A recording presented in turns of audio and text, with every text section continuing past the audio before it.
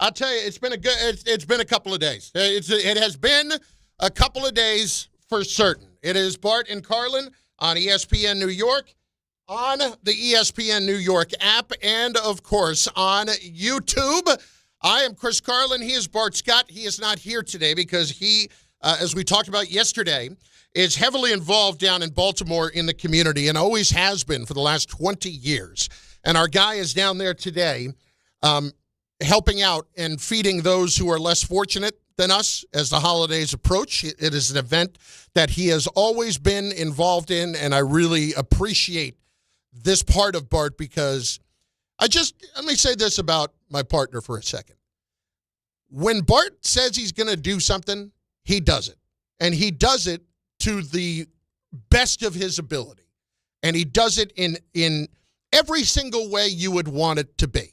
When you meet Bart, he's what you want him to be. And that's what I love about him. And to me, the fact that he's going down and continuing to do this year after year after year, like who does that? Not many people.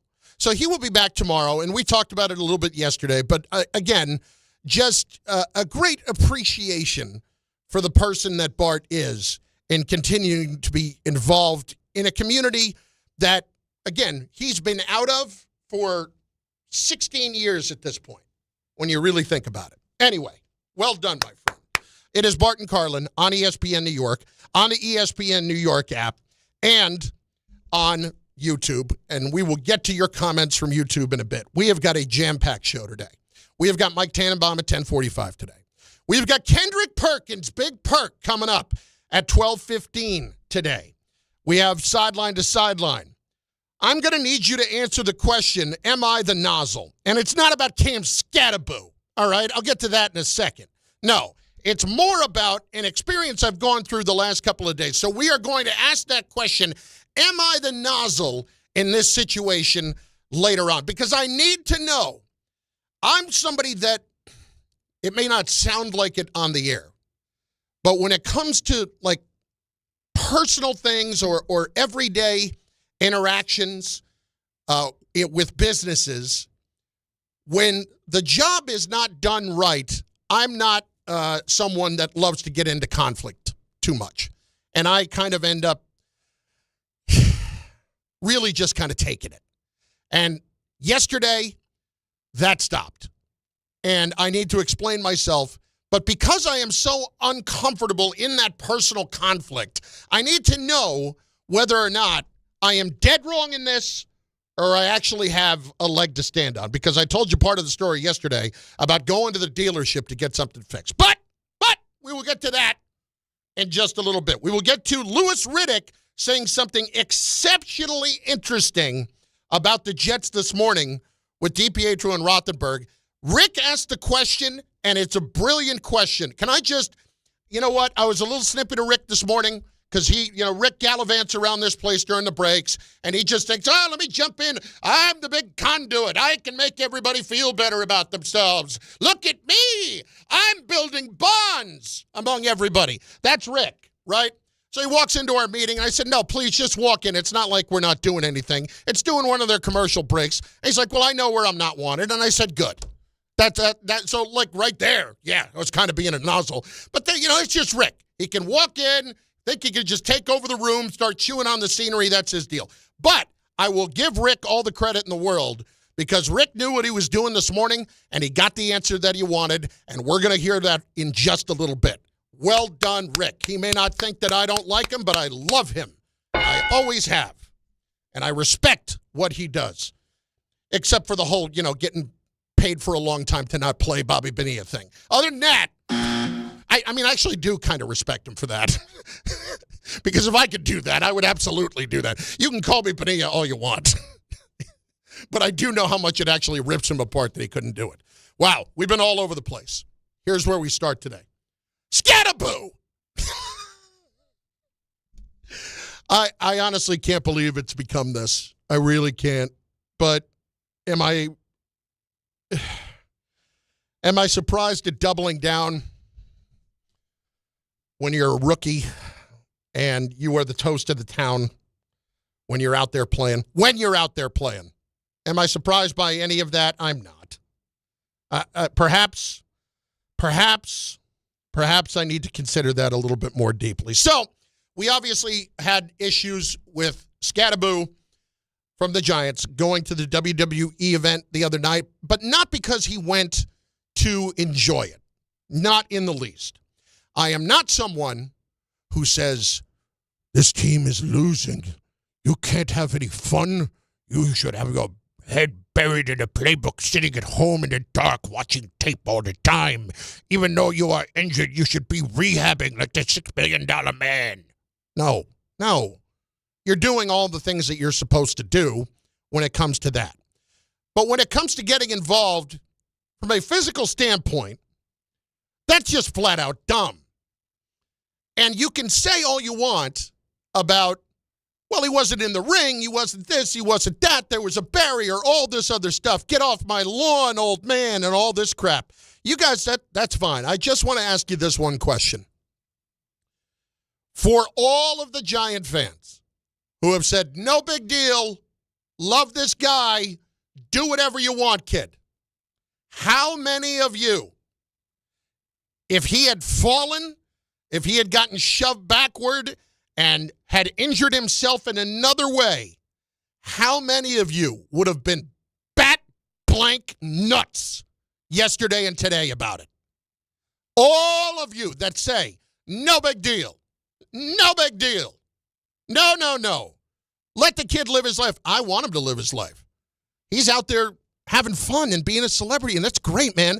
Like, the average career of an NFL player is less than 4 years. So while he has that opportunity, he should go out and do that. And if I were him and they were offering me free tickets to sit in the front row of the WWE the other night, and frankly, probably paying me to show up with Abdul Carter, I probably would have done it. But when we have Abdul Carter and his issues from the day before, that obviously is a bit of a problem, just from an optical standpoint. But, again, not going to tell you to stay home. It's your day off, blowing off some steam. You're 2-9. All right. Here's the Skattebo problem, okay? The tweet. The doubling down. Throwing it out there on social after the fact. Here's the quote from yesterday. Honestly, if you don't like that I'm having a good time while dealing with a tough time, then just go ahead and unfollow and casually move on. I'm not able to play football and have the fun I've been having my whole life, so I am doing things outside the box, trying to find stuff to keep me happy. Enjoy the rest of y'all's week, and just don't talk about me if you ain't got nothing nice to say. Okay. Listen, kid. I can understand where it would be exceptionally frustrating to be sidelined. I've never been a professional athlete or a collegiate athlete, and barely a high school athlete. So I can't imagine what it's like mentally to not be able to go out there and do what you love to do. I can't imagine. There's really only been one time in my life where I would have experienced something like that, and it scared the ever-loving daylights out of me. So when you talk about not being happy and you're dealing with a tough time, man, I totally respect that. I really do. And when it comes to mental health, I'm a huge advocate of it. I'll tell you a brief story, and it's just an aside to how he's talking about this. I think I don't want to underplay the mental aspect of this. Christmas 2004, I had been working overnights and then sometimes other hours. So my sleep for a good 4-month period was completely all over the place. Okay? I was not sleeping any kind of a regular schedule. Christmas time, I'm on vacation for a couple of days and went with my mom and a couple of, I think my sister was there as well, down to my brother Steve's in Dallas. Christmas morning, I woke up and I was talking gibberish. Like I kind of remember it. I have no idea what I was saying. And I was just kind of walking around the house talking gibberish, not really having any clue. And my brother immediately recognized, okay, we got to get you to the hospital. Something's up. All right. Takes me to the hospital. I'm still just disoriented and out of it. I sat down, and the nurse started asking me questions. By this point, mentally, I'm back with it. I'm like, okay, all right, now I'm starting to feel a little normal again. Okay. She starts asking me questions, and I'm about to answer them, and I can't. I was sitting in this chair. I knew exactly what she was asking me. I couldn't speak. My brain was telling my mouth to speak, and I couldn't. And this was going on for a good 2, 3, 4 minutes. And I'm just like, what the hell just happened? Did I just have a stroke? And all I could think about in the moment was, I'm never going to be able to call another game as long as I live. I'm never going to be able to host another talk show as long as I live. And it scared the ever-loving crap out of me. I've never been more scared in my life than I was in that moment. A few minutes later, it all came back. Didn't have a stroke. Turns out I had viral meningitis. And my body had just basically completely shut down communication with my brain. And so I was in the hospital for a good 3-4 days. Scary time.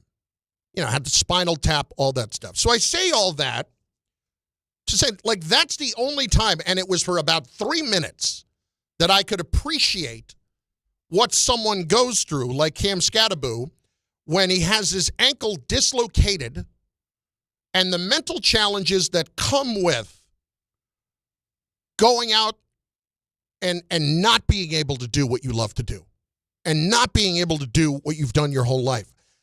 The mental health of athletes, man, I feel like it's just so underappreciated and so misunderstood because we all forget that athletes are actually people. But I don't need to sermonize you about that. So I just want to emphasize, Cam, I am 100% sympathetic to that plight. But nobody is telling you to not go out and have fun. Nobody is telling you to not go out and be a celebrity and enjoy the moment.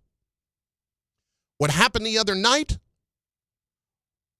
was abject stupidity on your part. Moronic. Flat out moronic. You want to yell at each other? You want to have that kind of thing going on? That's fine. But then we start getting into a situation where one guy shoves Andrew Schultz, or Schultz shoves one guy, somebody else shoves Skattebo, however all that went down. And the next thing you know, it might be a fake scrum or a scripted scrum, but it's physical. And guys are getting pushed around a little bit here, and you do not have complete control of what is going on. You do not. So you want to tell me, well, he had a padded barrier in front of him. Nothing would have happened there. Please. He also had folding chairs behind him. Wasn't possible he could have fallen over. Wasn't possible he couldn't have gotten injured in another way. Wasn't possible that in the middle of this scrum, somebody else steps on his other foot or steps on the foot with the boot on it and messes it up even further. None of that. Not possible at all, right? I just ask you all of this. Understand that if this had gone the other way, 95% of you would have been out of your minds about this. So it's easy to sit there after the fact, with hindsight being 20/20, and say, nothing happened. What's the big deal, Chunky? No.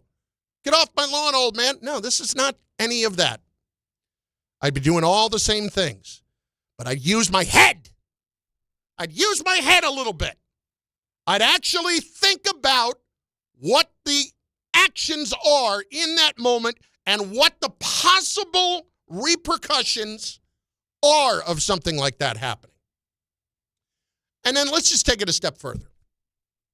Let's consider for a moment that that wasn't actually supposed to get physical like that, right? Let's consider for a moment that there was something else going on, that it was supposed to be just yelling and whatever, and maybe it got broken up before that. Let's just say maybe that was supposed to happen. Well, if it was, and you didn't know that you were getting into it, one thing has always been clear. I mean, all you have to do is look at all of the injuries that people who have wrestled professionally have had over the years. And what happens? The show goes on. The show goes on. Just because there's a little problem in the middle of it doesn't mean we end it immediately. I won't get too dramatic, but there are plenty of examples where things have gone horribly wrong and the show goes on. So even if it wasn't supposed to go down that way, you have to understand how it's all going to look to people who want to root for you. And it was obviously all very scripted, but the pushing, the shoving, the physicality of it is just stupid. And if you want to double down on it, hey, listen, brother, it's your career. You do what you want. Let's all also acknowledge this about Cam Skattebo, all right? 4th round pick, not making the big money right now. Getting out there and getting a chance to do these kinds of things, I guess, helps with your brand, and you want to try to expand that while you can, because we don't know exactly how long your career is going to be, especially when you are a battering ram. All you do is run through and over people. That's what you try to do. You can believe that you are indestructible. Ask every other guy who's ever done it. Every other guy who's ever done it, especially at that position. It does not last forever. Most of the time, it does not end on your terms. And that's what you have to understand about it. So are you honestly going to tell me that nobody from the Giants says a word to him about it? Do you think anybody from the Giants said a word to him about it? Tom, do you think anybody from the Giants actually said, and when I say anybody, I'm talking about management. I'm not talking about other players. I'm talking about management. Do you think anybody from the Giants has actually said anything about this to him? Because the reason I ask is this tweet would suggest to me otherwise. But I'll ask the question. What do you think? I would hope that they would know that he's going to WWE. I mean, obviously, they probably just think he's going to be a guest there. I mean, I think if anything, they would have said, hey, just don't get in the ring. Like, I think staying on the outside, he'd be perfectly fine. I don't think there would be anything to really talk about there. But I'm talking about after the fact.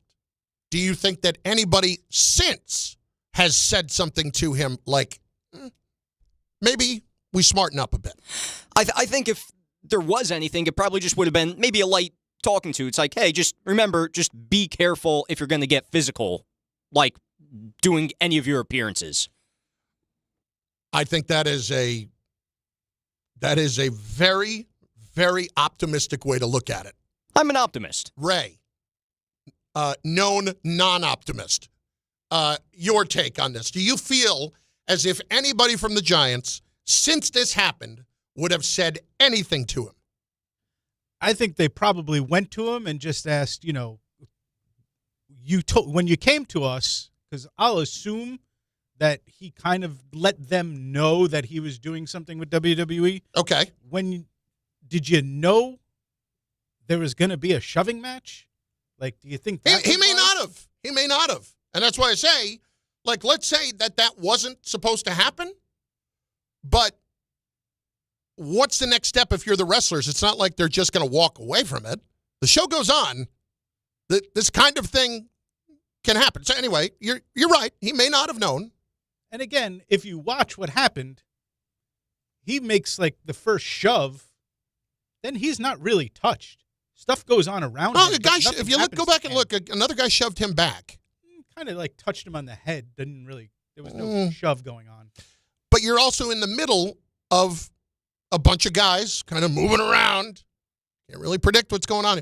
Again, I'll ask the question. Do you think anybody since has said anything to him?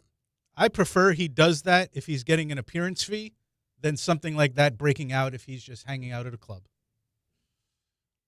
I understand because you'd think it's scripted. No, not even just scripted, but just it's more controlled. But again, I'll ask the question. Do you think anybody from the Giants since has said anything to him about it? Nothing like crazy, I don't think. I think they just approached him about it. And therein lies the problem. Let's get to the bigger picture here. If the Giants have actually not said anything about this, that's a bigger problem.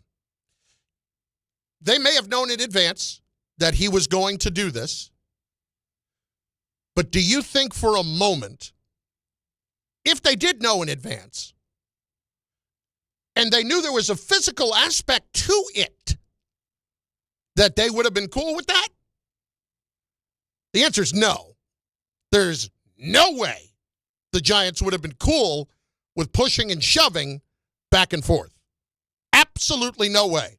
So now, after the fact, after it's happened, and he's drawn criticism from me, from the guy who's actually been in the ring and done something similar in the offseason, from Bart Scott, who has done something like that and has been in Kurt Angle's ankle lock.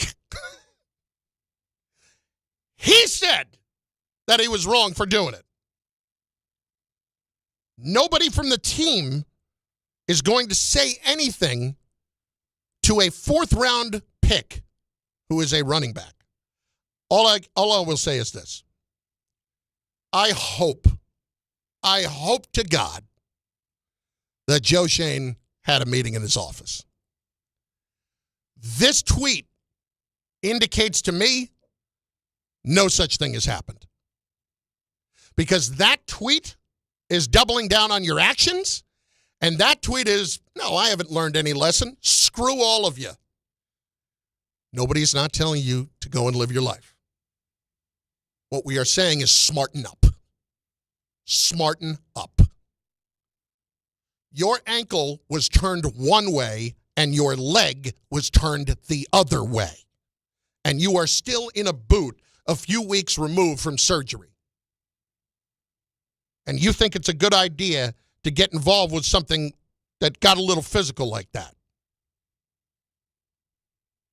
Smarten up. It may not have gone down the way it was supposed to go down. Okay? I'm going to acknowledge that.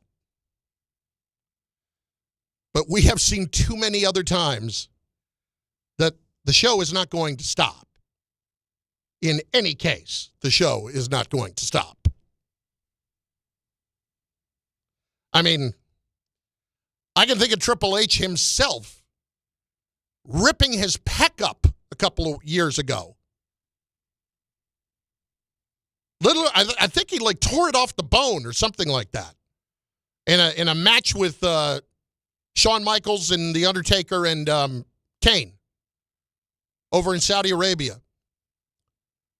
And the show went on. Every injury, the show goes on. The only time the show didn't go on was actually Seth Rollins like 2 months ago when it turns out that was part of the bit. He was faking the injury. So they let LA Knight go ahead and pin him. You think I don't know my stuff? I know my stuff. They let LA Knight go ahead and pin him to get that over with to really make it look good. Smarten up. Okay? Go live your life. Go eat at every restaurant you want in the city. Go sit in the front row of every game, every event, every concert, everything that you would ever want to. Take advantage of it all, kid, because, dear God, it can disappear tomorrow. But smarten up. And for any of you that think this is no big deal and think, lighten up, Francis. Something went haywire there. What would you be saying today? Please respond however you would like at 800-919-3776 and also over on the chat on the YouTube channel. I would love to hear from you. I would love it. Bart and Carlin, we are just getting started on a jam-packed show on ESPN New York, the ESPN New York app, and on YouTube.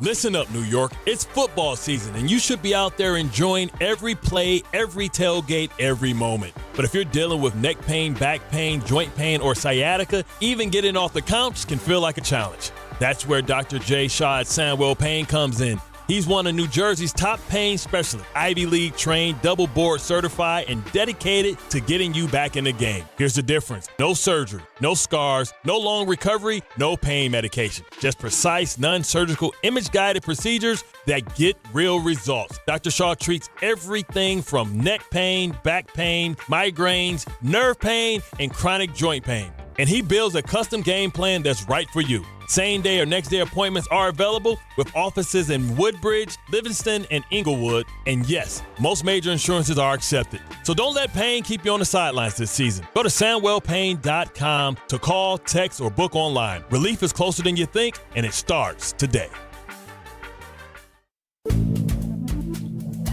Good Karma Brands is proud to be an equal opportunity employer, providing equal employment, development, and advancement opportunities to all teammates and applicants. To learn more about careers with us, please send an email to talentacquisition@goodkarmabrands.com. That's talentacquisition@goodkarmabrands.com. The big story continues in Fairfield County, northbound 95 Connecticut Turnpike closed since about 6:30 at exit 4. Pedestrian accident. Traffic is jammed as it's been all morning. Route 1, all traffic is dumped onto Route 1 off of exit 4. And the Merritt Parkway, not much better. On this rainy day, very slow in Brooklyn. Inbound Gowanus BQE combo from the Verrazano Bridge all the way up toward the Brooklyn Bridge. And the Bell Parkway, east and westbound delays by Cropsey Avenue with a crash. 45 minutes at the George Washington Bridge, Lincoln and Holland tunnels with a 15 to 20-minute delay. Maybe some delays forming at Kennedy Airport. We're just getting word of that. There's also a backup on the Meadowbrook Parkway northbound past the Southern State with a crash. And New Jersey Transit, 15-minute delays in and out of New York's Penn Station. I'm Bob Williams on 880 ESPN New York. FanDuel is the #1 sportsbook for same-game parlays. From points and rebounds to threes and assists, FanDuel is the best place to combine your favorite picks into a same-game parlay or track every stat live, all in one easy-to-use app. And right now is the perfect time to join because new customers get $150 in bonus bets if your first $5 bet wins. So bet on the players you love the way you want. Head to FanDuel.com/Rick to sign up today. FanDuel, official sports betting partner of the NBA. All in one easy-to-use app. And right now is the perfect time to join because new customers get $150 in bonus bets if your first $5 bet wins. Must be 21 and older and physically present in New York. First online real money wager only. $5 first deposit required. Bonus issued as non-withdrawable bonus bets that expire 7 days after receipt. Restrictions do apply. See terms at sportsbook.fanduel.com. For help with a gambling problem, call 1-877-8-HOPE-NY or text HOPE-NY at 467369. Hey, let me ask you something. Would you seat your 3-year-old child on a windowsill? Would you seat them beside a lit fireplace or by the deep end of a pool? One last question. Would you seat your child in a car seat that's not correct for them? Car crashes are a leading killer of children ages 1 to 13. Secure their future. Seat them in the correct car seat. For more information, visit safercar.gov/the right seat. Sponsored by the New York State Governor's Traffic Safety Committee.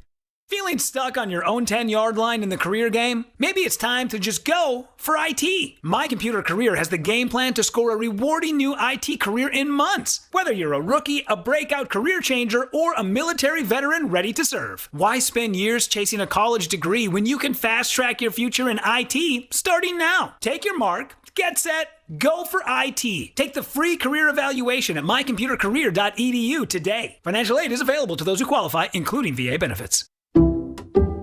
Some people just know you can save money on car insurance by checking Allstate first. Like to check Kirk Herbstreit's pregame analysis first, before talking to your brother-in-law. In this game, the key thing to watch will be the offensive line versus their front seven. If they can get pressure without blitzing, this could be a long night. Okay, Kirk. I know stuff. Ooh, checking first is smart. So check Allstate first and see what you could save. You're in good hands with Allstate. Potential savings vary, including based on how you buy, subject to terms, conditions, and availability. Allstate North American Insurance Company and affiliates, Northbrook, Illinois. Mike Tannenbaum in 14 minutes. Anxious to get his take on this and also the Jets quarterback situation. Bart Carlin, ESPN New York, and on the ESPN New York app. I'll get a couple of these calls in before we turn to the Jets quarterback situation. Frank in Newark is up on ESPN New York. Hello, Frank. Good morning. Hey, good morning, Carlin. Acknowledge me. Acknowledge. See, I know what that means. So, I always look for the peaceful negotiation and the peaceful middle in all of this. Because I know that the WWE personnel had to have gotten Scott's permission before doing that. And another way that he could have, if he wanted to be involved with the show that wouldn't cause physical interaction, would have been in the past. You remember the WWE used to announce guest general managers for the show. And it was a fun thing. They allowed him to appear on the show, no physical involvement, safety involved. As an athlete, he has to start thinking about, you're probably not going to make it as a WWE superstar, but you more than likely are still going to have a career in the NFL for the next 2 to 3 years, Listen, it's just more about that and seeing the bigger picture in the moment. It's not stay home and just hide under a blanket on the couch until it's time to go play football.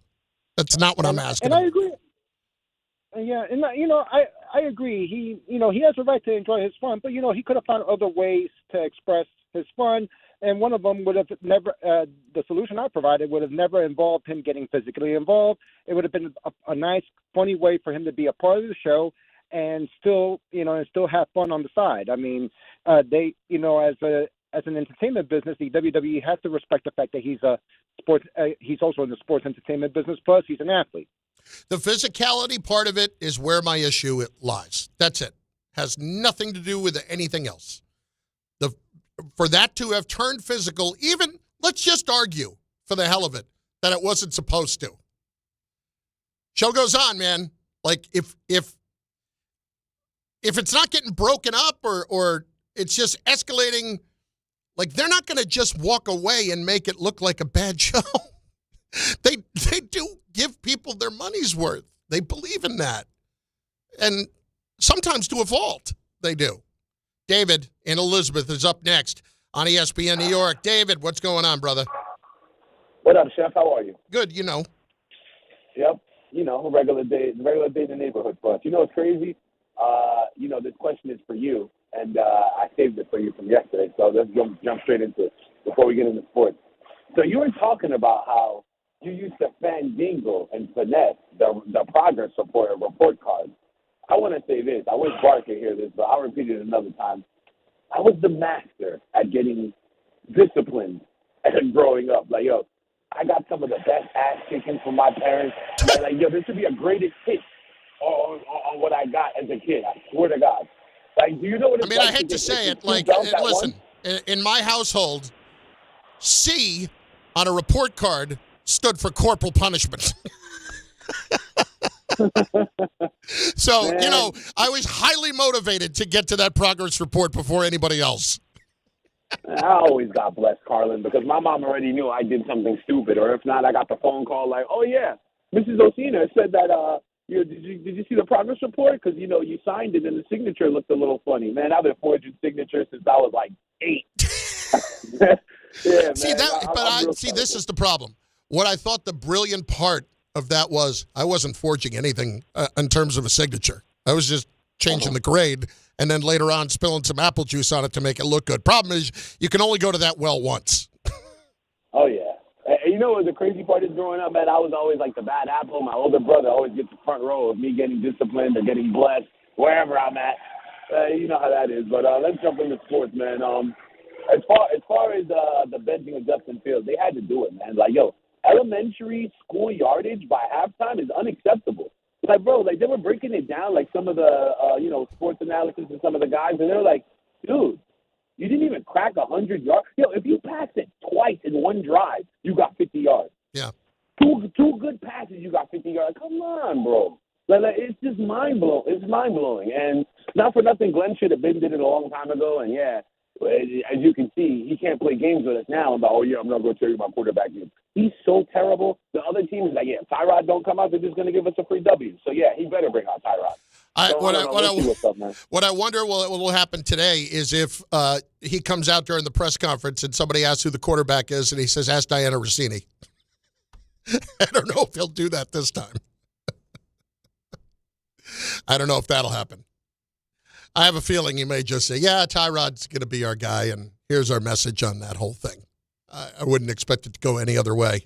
It's Bart Carlin on ESPN New York and on the ESPN New York app. I'll just get to some of the comments here. If you're not in on the YouTube chat, by all means, please get involved. Jersey G, and I'm just going to call you Jersey G because I can't say what you actually have written there. Saying I'm going too nuts over this thing and wants to get more involved in the Knicks conversation tonight. We're going to talk Knicks in a little while. Like I said, Kendrick Perkins is coming on later on. The problem is you can say that nobody cares because nothing happened. What if something happened? Because it's not like that's out of the realm of possibility that something would have happened. I wouldn't have said a word. Even if he was just jawing with a guy and it didn't get physical, it's that it got physical. I mean, was it not supposed to? Was that what was going on? I don't think that was the case. But I guess I would ask this question as well. If the Giants knew about it in advance and Cam said to them, hey, I'm going to this thing tonight. I'm getting a little appearance fee to go do it. We're going to have a moment where we're yelling at each other and being tough guys, and then we're going to shove each other. You think the Giants would have been good with that? I don't know. My guess would be no. And maybe that's the bigger problem if they were. Like, if that's what leadership is, and I know, kids are different these days. Age oftentimes has a lot to do with stupid decisions. Sometimes it doesn't. I know a lot of people my age who make very stupid decisions, myself included in that. But my point would simply be this. Wake up. Oh, that was Cam. Bart Carlin on ESPN New York. What really interests me this morning with Rick and Dave, we're going to talk about in just moments with Mike Tannenbaum. But I'm going to not leave you hanging on the topic. I want you to take a little time and consider this before we discuss. Rick, at the end of the interview that he and Dave have with Louis Riddick every week, and I love Louis Riddick. I think he gives outstanding analysis, and today he was on one. But there's a great question by Rick at the end asking him, if you were the Jets, would you considering where everything is, making a deal that would involve Shedeur Sanders? If the cost added up, I mean, if it was something that didn't cost me very much and didn't compromise other things that I know I needed to get done that are much bigger problems that I have as far as trying to build this team out, yeah, I absolutely would. Knowing what I know about him, knowing his father like I do, look, I think I'm someone who, when it comes to football players, and look, I'm just talking for myself here. I'm not talking for any other GM. I'm trying to make some kind of sweeping, generalization for the league. I'm saying if it was me, yeah, I would be willing to have that young man be a part of my football team in the offseason and trying to develop him and work with him, because I do think he is skilled. I think he does have a set of skills that translate very well to playing the quarterback position at a high level in the NFL. But a lot of people are just so blinded by their utter, just to say, contempt, whether it be for his father, whether it be for him and his own personal style, whether it be for how he walks, how he talks, how he moves. Like, there's just people who just can't get past all that crap. I'm not one of those people. I'm not one of those. I would be willing to give him a shot, and knowing what I know and how I feel about the player and the person. But we'll see what happens. We'll see what happens with him going forward. It's an interesting thought, and it has merit. But I want you to consider that for the next few moments, and we will get to your calls on it at 800-919-3776. It's not the simple just go and make a trade. Oh, let's trade for Shedeur. More to it. You really got to consider. We'll bring it up with Mike Tannenbaum next on ESPN New York and on the ESPN New York YouTube page. Watch the show there. This is an ad by BetterHelp. Shorter days don't have to be so dismal. It's time to reach out and check in with those you care about, and to remind ourselves that we're not alone. As seasons change and days grow darker sooner, it can be a tough time for many. This November, BetterHelp's encouraging everyone to reach out, check in on friends, reconnect with loved ones, and remind the people in your life that you're there.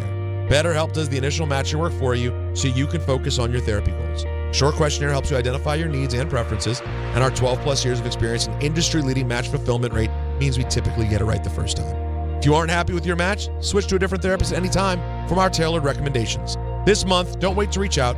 Whether you're checking in on a friend or reaching out to a therapist yourself, BetterHelp makes it easier to take that first step. Our listeners get 10% off their first month. Just call pound 250 and say the keyword timeout. That's keyword timeout after calling pound 250. At Jake's 58 Casino Hotel this November, it's your chance to gobble up the green and feast on your share of $55,000 cash. Earn entries all month long and join us on Friday, November 28th from 4 to 6 p.m. 2 winners will be drawn every hour to win up to $10,000 cash. Then at 7 p.m., 1 lucky winner will take home a grand prize of $20,000 cash at Jake's 58 Casino Hotel. If gambling is a problem for you or someone you care about, please call the 24-hour toll-free helpline at 1-877-8-HOPE-NY or text HOPE-NY. Right now at Bay Ridge Honda, experience the wonder of holiday savings on Honda cars, trucks, and SUVs during Happy Honda Days, like the Accord SE, only $239 per month, or the all-wheel drive Honda Ridgeline for only $289 a month. These clearance deals won't last long. Plus, receive thousands in benefits and savings with their Bay Ridge Plus Advantage plan. Upfront pricing, total peace of mind. Visit BayRidgeHonda.com. 36 months lease, 7,500 miles per year, $38.99 down, plus tax, tag, and fees. See dealer for full details. Hey, fans! Welcome back to Fansville's Cheers and Tears. Oh. Okay, so everybody deals with losing, right? To a rival on a last-second field goal. Whatever, it's fine. I'm totally fine. But I cope with losing with an ice-cold Dr. Pepper. Those 23 flavors are so delicious. They totally wash away the pain of your college football team taking a big fat L. College football, it's a pepper thing. Tire care shouldn't come with extra costs or surprise fees, and it should be simple, straightforward, and stress-free. So at Midas, they're rolling out the limited lifetime tire guarantee. Included with every tire purchase with paid installation, you'll pay nothing for flat repairs, nada for flat replacements, zilch for tire rotations every 5,000 miles, and zero for other preventative maintenance. So with this limited lifetime tire guarantee, you'll pay a whole lot of nothing compared to what the other guys charge for tire care. That's a limited lifetime tire guarantee only at Midas. Actual price will depend on product and subscription plan. Featured products are compounded drug products, which the FDA does not approve or verify for safety, effectiveness, or quality. Prescription products require an online consultation with a healthcare provider who will determine if appropriate. See website for details, restrictions, and important safety information. Want a boost in and out of the bedroom? Hims has you covered. Introducing a new 2-in-1 approach to level up your game. Tadalafil for better bedroom performance and zinc for testosterone support. Put it all together and you've got what you need to turn things all the way up. Getting started is simple. Just go to hims.com/joy to start your free online visit. Through Hims, you can access ED treatments including pills, chews, and more. 100% online. No office visits, no pharmacy lines. Just fill out a simple intake form and a licensed medical provider will determine if treatment's right for you. If prescribed, it ships free and discreetly to your door. Find affordable treatment options at up to 95% less than brand names at hims.com/joy. That's hims.com/joy, HIMS.com/JOY. ESPN New York is throwing a holiday party you don't want to miss. Join us Friday, December 12th at your mother's house in Garden City Park. We'll be broadcasting the Michael K. Show live from 1 to 3, followed by Don, Hahn, and Rosenberg from 3 to 7, all while supporting a great cause. Bring a toy to benefit the Garden of Dreams Foundation and help make the season brighter for local kids in need. It's the ESPN New York Holiday Party, Friday, December 12th, brought to you by Amazon Pickup, where the holidays get even happier.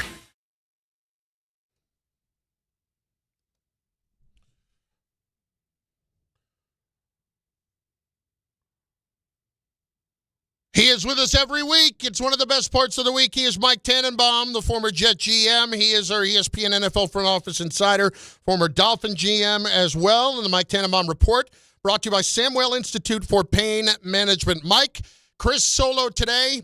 Good to have you with us. How are you? Is there any better part of the week than this, Chris? No, I don't think there is. Okay. I don't. Right. I can't name it. I enjoy spending time with you. I think that's been well documented. I think you know that. Right. I feel the same about you. Mike, how would you feel, hypothetically, if you are the general manager of a team and your fourth-round pick had a dislocated ankle and had surgery and went to an event, but not just went to an event, because guys are going to do that, you're going to be social, but got involved in somewhat of a physically scripted situation ringside the other night, just a couple of weeks removed from surgery? Yeah, so let me kind of bring you behind the scenes there a little bit. So, look, you got to treat your players like adults, obviously, but you also care deeply about them. And one thing that people don't realize is when players go on IR, season-ending IR, they don't all handle it the same, and some of them really struggle from a mental health standpoint because they're so routine-driven. And I know, like, over the years, Chris, sometimes I would give guys, like, assignments. So, like, if it was, like, a veteran defensive end, I may say, hey, you want to write up some scouting reports on, offensive tackles coming out because you face them so much, and just figure out ways to keep them engaged. Because some of them, to be candid, like, just don't handle it well. And I look, I have no idea if that's Cam Skattebo or not. But what I would say is, like, I would call him in, say, look, Cam, like, your success is our success, and we hope you crush it in 2026. And when you do, there'll be a time and place where you could be out every night at MSG, the Rangers, the Knicks, the whatever. But right now, we got to get you healthy, and you have a really, really significant injury. So at the appropriate time, I'll drive you to MSG, but let's just understand, like, the context of what you did, and let's get you healthy first. Yeah, Mike, and I read his tweet yesterday, and I can fully appreciate that you don't handle that well when you can't go out there and do what you are used to doing, and I have full respect for that kind of thing. And I'm not one of those guys that says, stay home, don't go out and have a life, don't go out and do those things. It's the physical aspect of it that bothered me the other night more than anything. And I know people say, well, he didn't get hurt. You could have. Very easily it could have happened. Yeah, again, there's a time and a place, and those are the conversations that, you want to have, and, let people know that, you care deeply and you're working hard to get back as quickly as possible. Mike Tannenbaum with us. Okay, what was your evaluation of seeing Jameis the other day? Jackson Dart is back on the field doing some things, but we don't know if he's going to be available. Is this something the Giants should have done a lot sooner when it wasn't Dart on the field? Yeah, that's hard to say. I mean, there's parts of Jameis that are really, really good, and we saw that. And then there's obviously parts that, are, he could still, throw a bad pass or two. And that's why, he's probably one of the 45th or 46th best quarterbacks on the planet, not top 32. That's the difference between a starter and a backup. I thought overall it was good. And I'm sure the Packers are sitting there, Chris, saying, like, man, we dropped 3 interceptions, and, that game should have been, a blowout. So, And as we both know, like, the truth is probably somewhere in the middle. And as somebody that was calling the game the other day, I was more than happy that they dropped those interceptions to keep the game competitive, Mike. Secondly, on the front with Jackson Dart here, are you just going above and beyond right now? Even if, let's just say, even if he cleared protocol, would you be more likely to let him sit for another week just to be safe? Well, when he's ready to play, I'm getting him out there, and let me tell you why. And I remember when we were at the Jets, we had Joe Girardi come over to work with Mark Sanchez, literally on the art of sliding. I remember this. Yeah. Chris, here's what's important, and this goes for, fill in the blank, Jackson Dart, Jaden Daniels, any of these young guys that are, more athletic. It actually goes for Josh Allen as well. But like the skill of protecting yourself is part of being a good NFL quarterback, and the only way you're going to get better at skill development is by playing. And there's going to be a time and place you want to dive. There's going to be a time and place you want to throw the ball away, slide, get out of bounds. And it just comes from repetition. And the more he can learn how to play effectively, Chris, but more importantly, know, like, when to, again, slide, when to go head first. Like, it's just going to come with time. Like, these athletes come out now, Chris, and they were the best athlete in high school, the best athlete in college. And now, when you talk to rookie quarterbacks, if you say, like, what's the biggest adjustment, most of them will say the speed of the opposing, defense. Like, Baker Mayfield was the first pick in the draft. He runs 4.8. He could outrun people at Oklahoma. Well, guess what? He couldn't outrun people at the NFL, but it took him a while to adjust. So I think him playing is really important for them coming down the stretch. Mike Tannenbaum is with us, ESPN NFL front office insider. Jets are making the switch to Tyrod Taylor. Mike, was it just time? Yeah, but look, I know I'm in the minority here. I see good in Justin Fields. Like, you go back to that game last Thursday, and if A.D. Mitchell holds on to that deep pass, which was a perfect pass, who knows what happens? Like, look, I'm not saying they're going to put up 40 points against the Patriots, but there were some drops, and he needs to be more accurate at times. But I think there's still some good in Justin Fields, and I understand the short term what they're doing, but I would not be surprised to see Justin Fields get another chance at some point. Okay, but Bart has made this point, and I think it's an interesting one. So you just went out and you got Mitchell and you got John Mechie, and these are younger players that you're probably trying to evaluate here after these trades happen. So does Taylor give you a better chance to figure out what you have to work with at this point? Yeah, I don't know about that. Again, Justin Fields is inconsistent, clearly, and Tyrod Taylor certainly has earned a chance, but I wouldn't just say, like, hey, we can't go back to Justin Fields. And, yeah, I think it'll be interesting to see. It was a little bit like the Dallas defense the other night. They go out there with 5 new players, and it looked really, really good. And hopefully for the Jets with A.D. Mitchell and Mechie and Tyrod Taylor, hopefully, it looks good for them as well.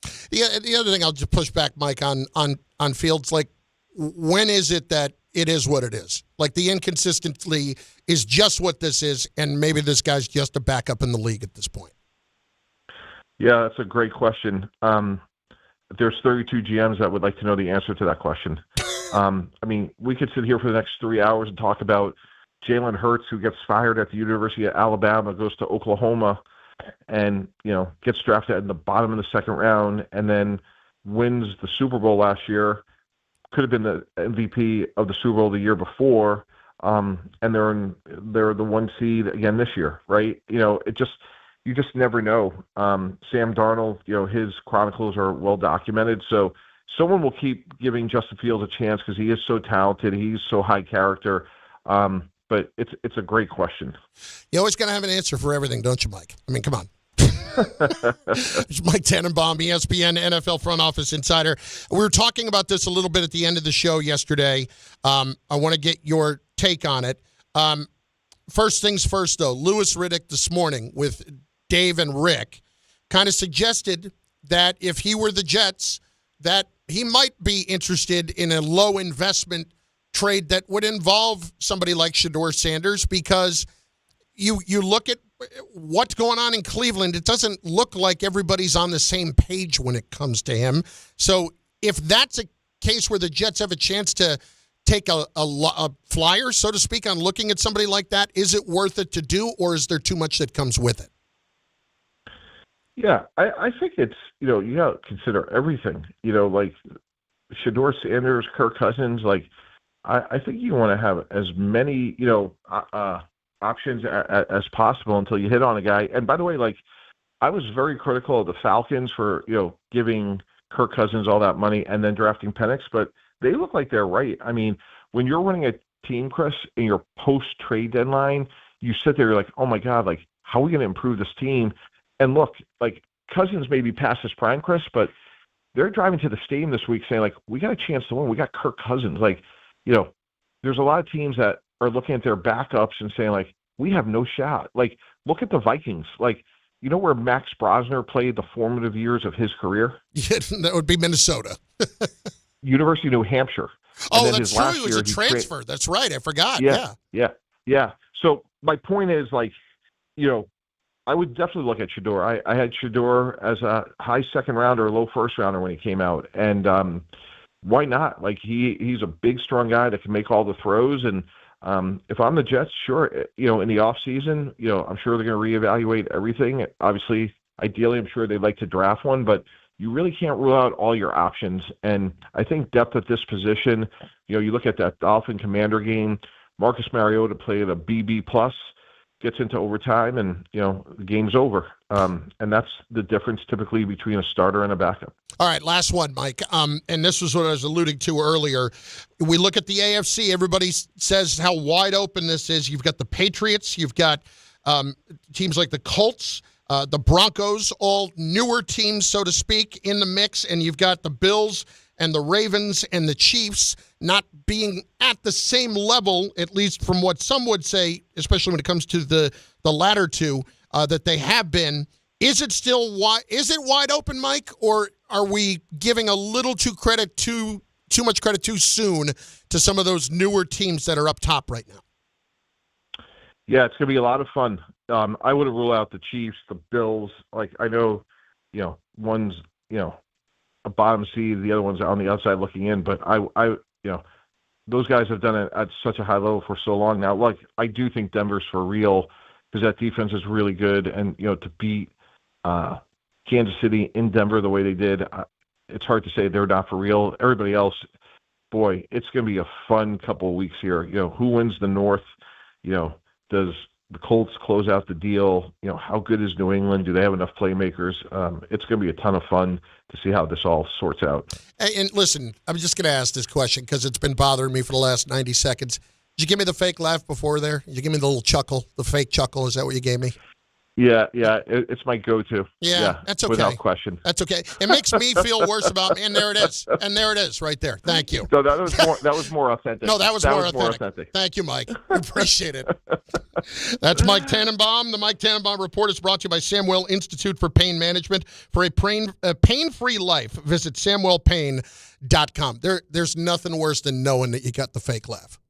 I got the fake laugh, and now I have to sit in that. Bart Carlin on ESPN New York.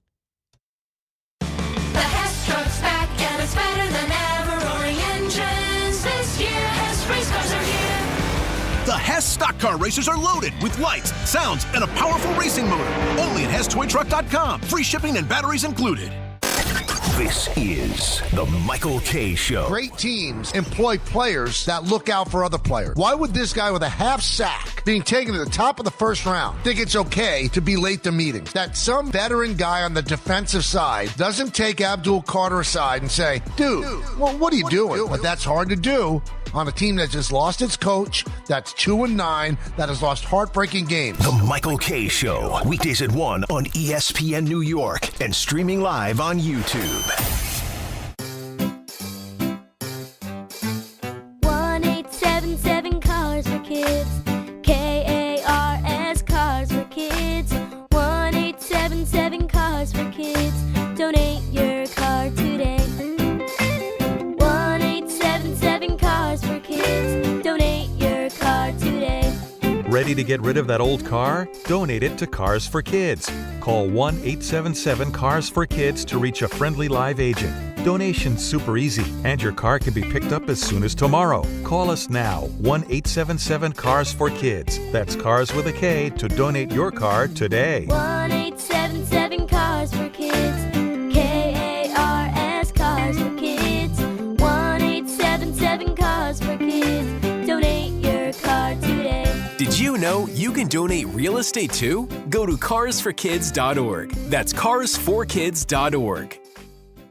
880 ESPN, WHSQ, and WCBS-FM HD2, New York. A Good Karma Brands radio station. Whether you're shopping, gaming, or streaming this Black Friday season, don't take slow for an answer.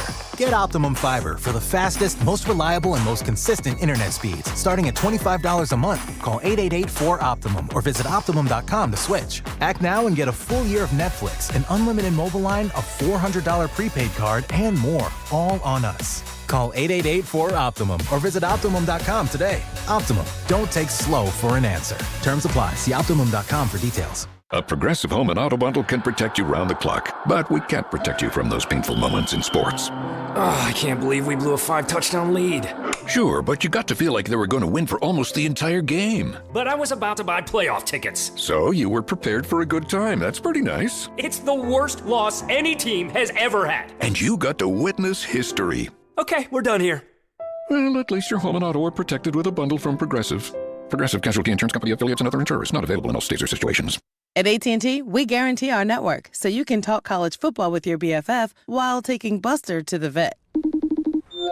Hey, yeah, I can't believe he ate the whole thing of chicken wings. And I can't believe we're staging a comeback. Touchdown! Yes! Yes! Staying connected matters. That's why in the rare event of a network outage, you'll automatically get a bill credit for a full day's service. For wireless downtime lasting 60 minutes or more caused by a single incident impacting 10 or more towers, must be connected to impacted tower at onset of outage. Restrictions and exclusions apply. See att.com/guarantee for full details.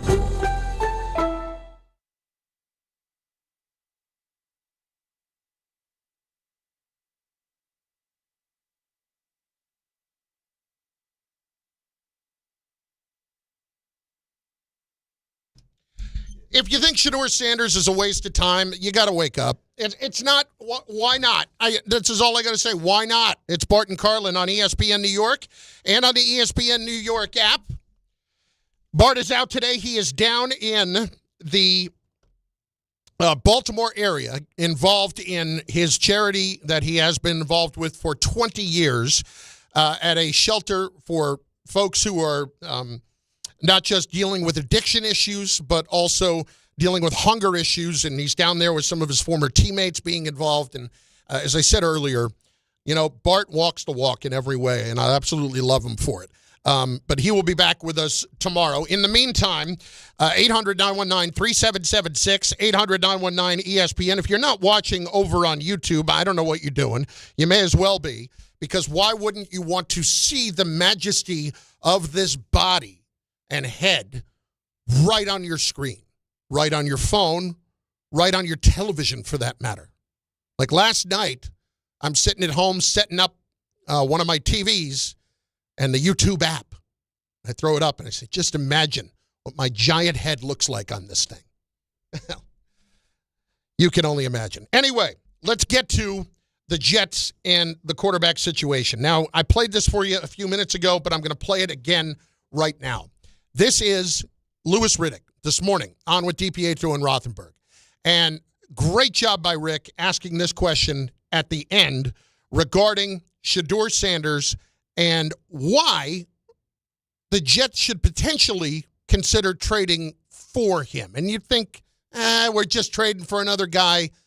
But hear Louis out and then hear me out afterward. If the cost added up, I mean, if it was something that didn't cost me very much and didn't compromise other things that I know I needed to get done that are much bigger problems that I have as far as trying to build this team out, yeah, I absolutely would. Knowing what I know about him, knowing his father like I do, look, I think I'm someone who, when it comes to football players, and look, I'm just talking for myself here. I'm not talking for any other GM and trying to make some kind of sweeping, generalization for the league. I'm saying if it was me, yeah, I would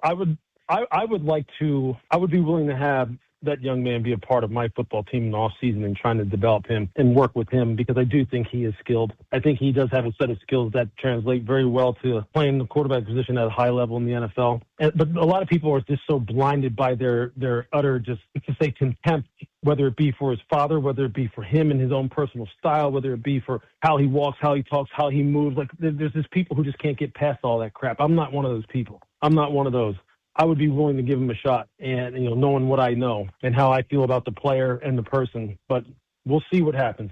We'll see what happens with him going forward. There are so many different opinions about Shedeur Sanders, and let's get past the first thing. There are people that just do not like him because he is the son of Deion Sanders, and Deion Sanders has always been a showy individual, and Shedeur Sanders has kind of shown himself to be similar to his father in regards to that. He does some dumb things. The whole mime thing a few weeks ago, answering questions but not actually answering them, it was pretty dumb, but harmless in the grand scheme. Nothing major happened. In terms of believing that he's the best quarterback on that team, how else is he supposed to believe? And if you want to go nuts over Shedeur Sanders going 4 for 16 the other day, well, I guess he's not that good. Guys, go back and look at some of Eli Manning's early game logs. Go back and look at how many interceptions Peyton Manning threw. I'm not saying that Shedeur is those guys. What I am saying is you know nothing as to whether or not this guy can play. You know zero. Zero. Now, part one of this is the Cleveland part. And what's going on out there? Think back to draft day. The Browns drafted Shedeur, and they did so 2 rounds after they had drafted Dillon Gabriel, who it was kind of universally acknowledged was not going to be a starter in this league, might be a backup in the league, but was a 3rd-round pick. Shedeur slid to where he slid. That's fine. We can get into why, and we will in a moment. But when Shedeur Sanders now has a situation where he is going to get another opportunity to start, as has just been announced, Adam Schefter just said that he will start Sunday against the Raiders. You get another look at what he is, but what are the Browns trying to do with him? What is Kevin Stefanski trying to do with him? Talking about that draft day, when they drafted him, I have never seen once a draft room collectively look as indifferent about a pick as we saw right there. They could not have looked less excited to do it. Now, I have different theories, if you want to be a conspiracy theorist, as to why they did it. Jimmy Haslam might have done it because he liked the idea of the show. He obviously went out a few years ago, had no qualms about making a massively huge mistake in trading for Deshaun Watson and giving him $250 million guaranteed, someone who is just coming out of, 20 lawsuits. And that has turned out to be an abject nightmare for the Cleveland Browns. And they are almost at the end of it. But it's a big splash, right? So maybe part of him is thinking, it's a 5th-round pick. Why not? Why not just take a flyer on him? And the owner says, go take him. Maybe the GM and the coach were not necessarily on the same page about it. All I know is that Kevin Stefanski in that room did not look excited, and neither did a lot of other people. Maybe the league, in seeing Shedeur Sanders slide and continue to be this story of the draft for 3 days, with all of the attention he had garnered, was calling a couple of teams saying, hey, we need to put an end to this, and we need you to help us out. And maybe it's on a team that would have owed the league something for some reason. Let's just say, remember I did that thing for you? I helped you out with the thing? And I'm coming back, and I need a little bit of help myself. They may have wanted to just end that story and got somebody to spend a 5th-round pick on Shedeur Sanders so they could stop talking about it. Why did Shedeur fall that far?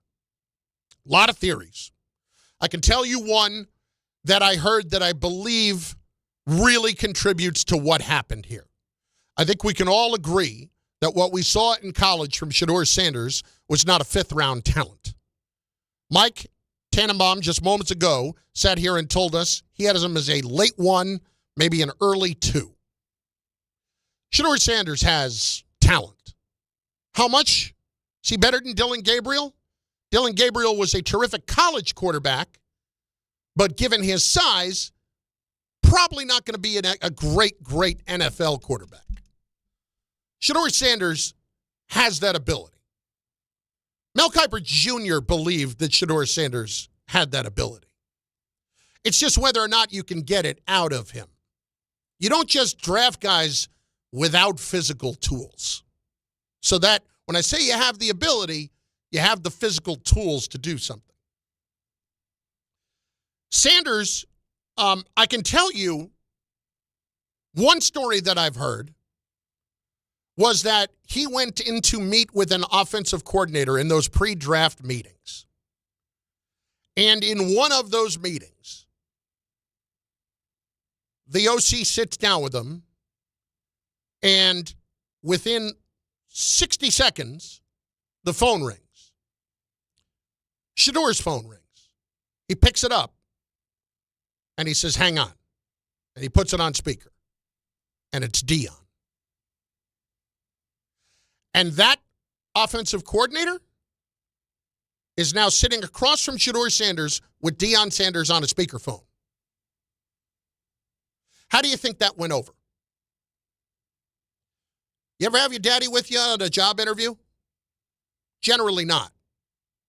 If a team is going to invest a high pick on a player, I don't think they want to have the father in there with them on the phone, even if it is Deion Sanders. Okay? There was a lot made before the draft about what exactly Shedeur wanted, where he wanted to go, where Deion wanted him to go. And all of that speculation eventually led to Deion saying like a day or two before the draft, it doesn't matter where he goes. We just, we want him to go in the league because maybe you started to get the feeling that this could be a bit problematic. You'll remember that Shedeur was not at the draft. He did not go to the draft. There might have been a feeling that this was potentially going to happen. Tom double-checked that, but I'm 99% sure that Shedeur Sanders did not attend the draft. I mean, I should know. I hosted the damn thing on ESPN Radio. But he did not attend the draft. I believe that to be true. I will triple-check that just as I'm saying it. Because they had an idea of all of that coming. So all of this to simply get to this point. The Jets have no quarterback. The Jets are paying 2 quarterbacks, or at least against the salary cap they are for the next 2 years. If you're going to cut loose Aaron Rodgers as you did, and it was a post-June 1st cut, technically speaking, that money is split up over 2 years, and it's $35 million against the cap next year. Sanders was at home, by the way, during the draft with his family. He did not attend in person in Green Bay at all. Was not going to be the guy sitting there on night 1 and you don't get picked and you're still sitting around in the draft room. That's tough to take. Back to this. So, Shedeur is at a crossroads now in Cleveland. He can't get on the field other than this way. He has a chance to show himself and his ability this week.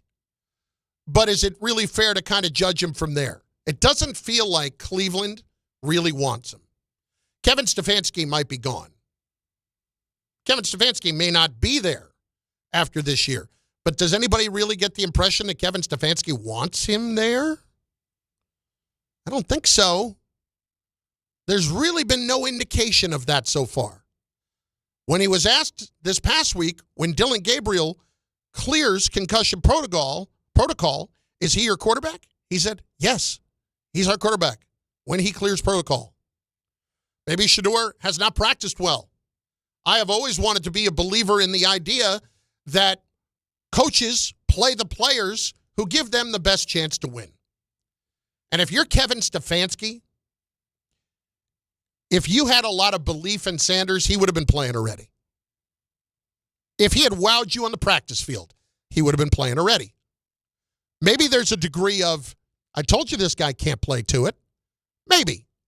But now you don't have a choice, and now you're going to find out. If the Browns don't want him there, if Stefanski doesn't want him there, and you're the Jets, and you're paying Aaron Rodgers the $35 million against the cap next year, not paying him, but it counts against the cap and dead money, and you're going to move on from Justin Fields, it's going to count against the cap and dead money, because personally, I don't know that I want Justin Fields here to be the backup quarterback. I don't think he'd be a bad influence, but I don't know how well he would adapt to that role in a full-time capacity. Why would I do any of that? I don't know that I would. So let's just say conservatively, Ray, we'll check the number on what Fields counts against the cap next year, but it's at least $10 million. So you're going to basically be paying two quarterbacks against your cap, $45 million in dead money, not paying them, but again, $45 million in dead money to not be out there. So why would you not think about, in a year where universally people seem to acknowledge there's not a killer, surefire, can't-miss guy at the top of the draft in quarterbacks? Why not a low investment risk on someone like Shedeur Sanders? To me, it's at least worth the shot. This is the same organization that signed Tim Tebow when Tim Tebow truly could not play. Could not play in the least.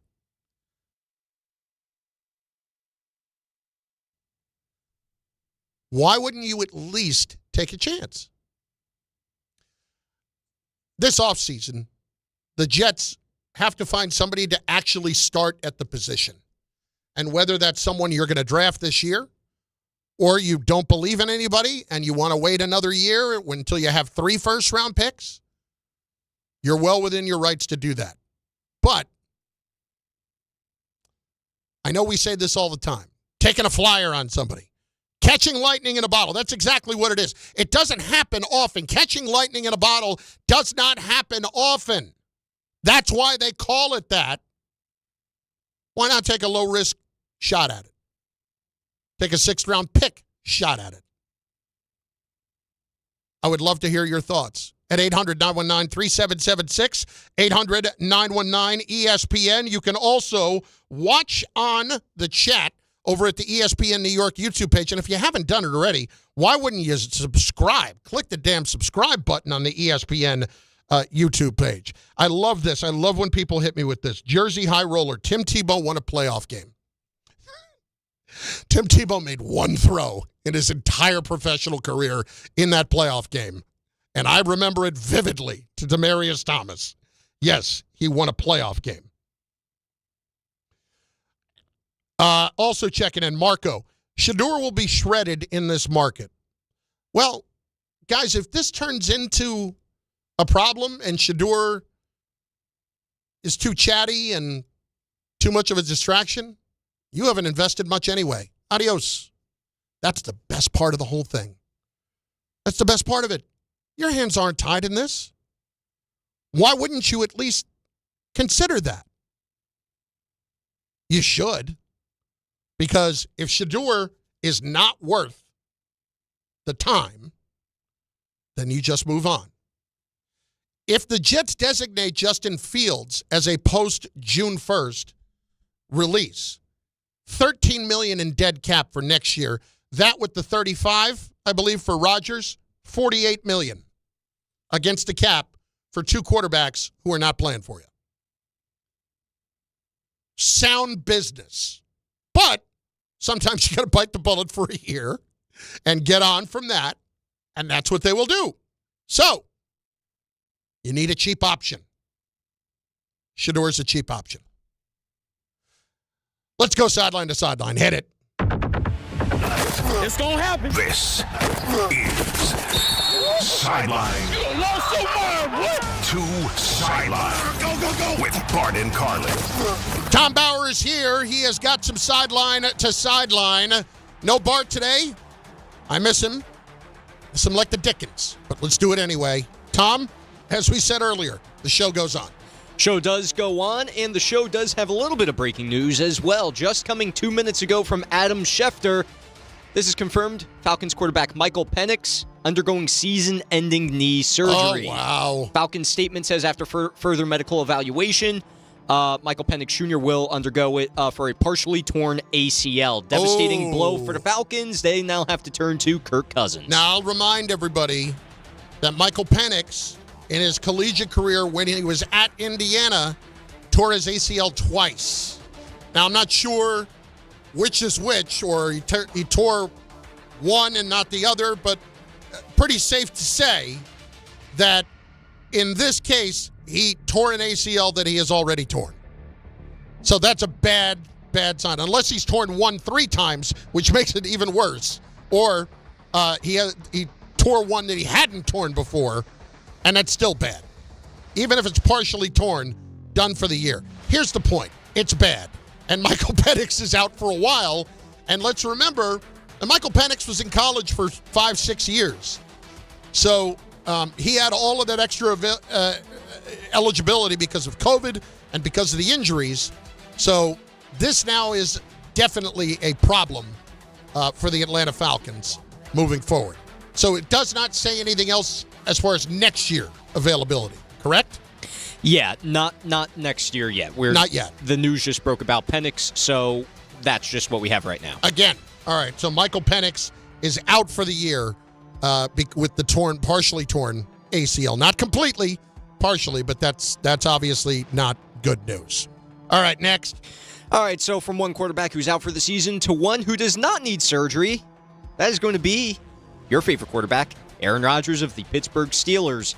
Will not need surgery to repair a fracture to his left non-throwing wrist. That is what Mike Tomlin said yesterday. Tomlin did not rule out Rodgers for Sunday's game at the Bears. His status will be determined later this week. Listen, I'm not surprised that it's not about the surgery, but I'm not going to be surprised, I should say, if Rodgers is playing. I would think that he probably would. Maybe he'd sit out a week. A break in your non-throwing hand, if that affects the way he takes the snap, or if they're going to go strictly shotgun, all of that, then I'm a little bit more weary of it. But when I hear this, it makes me think, I will never question Aaron Rodgers' toughness. Aaron Rodgers is an exceptionally tough guy. I would never question that about him. I would expect him, if at all possible, to go, but that's just me purely and recklessly speculating. Next. Okay, next up. This one doesn't come as a surprise. Jamar Chase's suspension, it's going to be upheld because you know what? Video showed that he spit on Jalen Ramsey? Jalen Ramsey. Yep. And so, suspension upheld. I don't think there's going to be any surprises there. Were you going to use the Mike Tomlin sound coming up in, we'll just talk behind the scenes right now on the air. Were you going to use the Mike Tomlin sound in audio files or no? We can use it here. That's perfectly fine. Okay. So I'm screwing you. That's what I'm hearing out of your voice right now. Yes. This was Mike Tomlin. And listen, this is what I love about Mike Tomlin. On the spitting incident. So what happens? How do you handle it if somebody spits at you? I have no message if someone spits in your face. Do what comes natural. Not the wrong answer from Mike Tomlin. Not the wrong answer at all. Football is out the window. Like we heard from Jalen Ramsey the other day, football be damned, then we're talking about something else. And you heard Bart talk about it too. It's out the window. And so Mike Tomlin, do what comes natural. Again, go after a guy. And I get it. You cannot spit on another individual. What I really don't get is why Jamar Chase is just holding on to it. This is America, and I'm not making a political statement.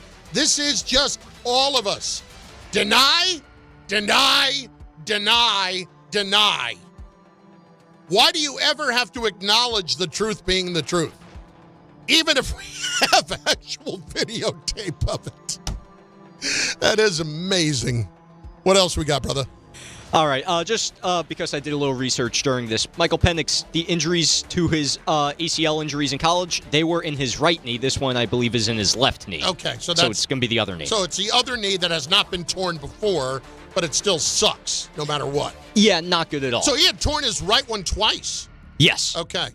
All right. Anyway, go ahead. All right, a little bit more quarterback. Listen, Tom, here's the thing. I appreciate you doing all of the behind-the-scenes work to get the facts straight. Not important. Not important. Whatever we say is just out there, and that's all that matters. So he could have torn one 3 times. Oh, he didn't? Okay, well, then he didn't. Facts! Never been less important. Again, not a political statement. Really a sports talk radio statement, too. Facts, never important. I believe in the facts. Okay, good for you. I go against what you Go work say. somewhere else. Thanks. All right, CJ Stroud tomorrow for Thursday Night Football, out. He remains out with a concussion, so guess who's going to be quarterbacking the Texans again? Davis Mills. I told you. I heard Diana Rossini say this recently, that the Texans at one point had actually been fielding calls, or people had been calling them about Davis Mills, and they were saying no. We are not trading Davis Mills because they love him as a backup.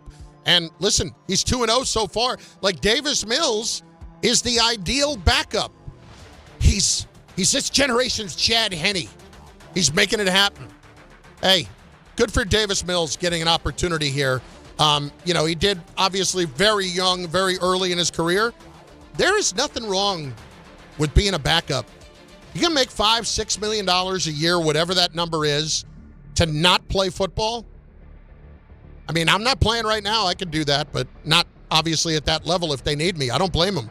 This is for Davis Mills. He gives him a chance. He definitely gives him a chance.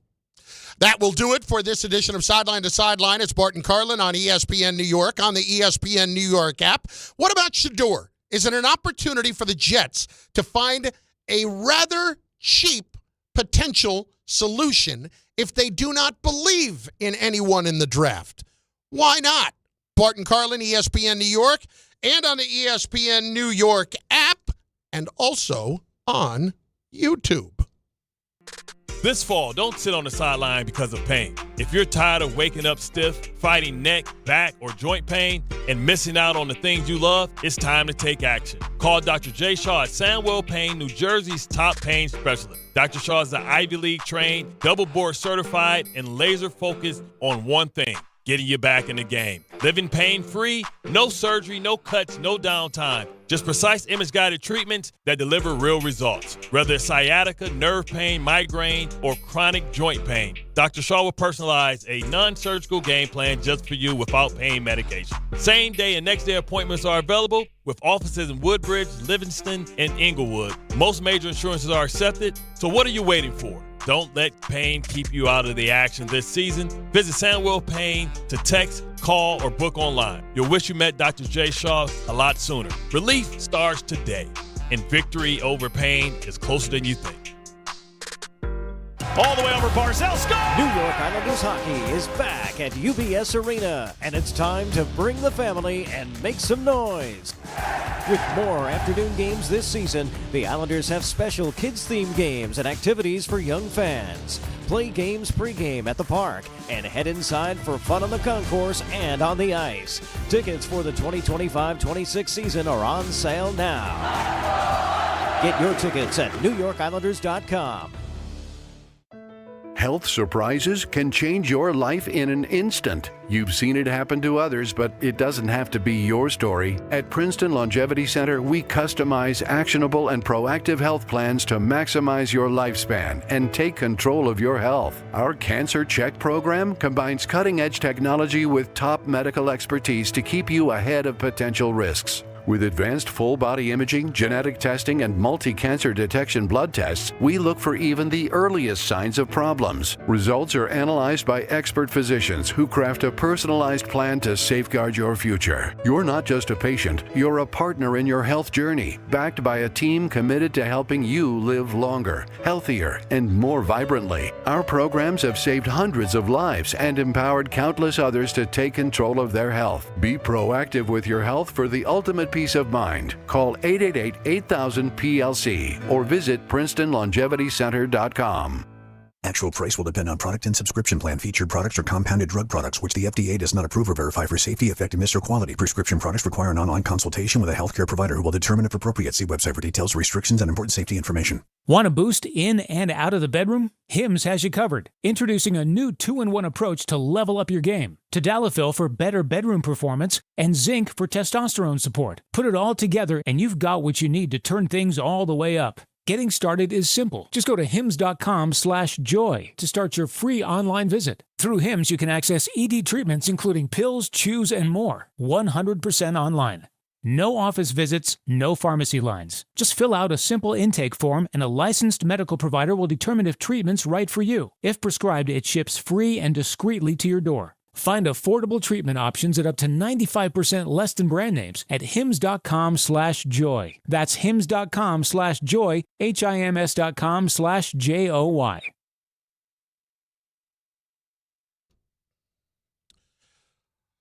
Joey High Roller in the chat on the ESPN New York YouTube page, which, by the way, if you're not there, go there, subscribe, like the show, do all those things that you do.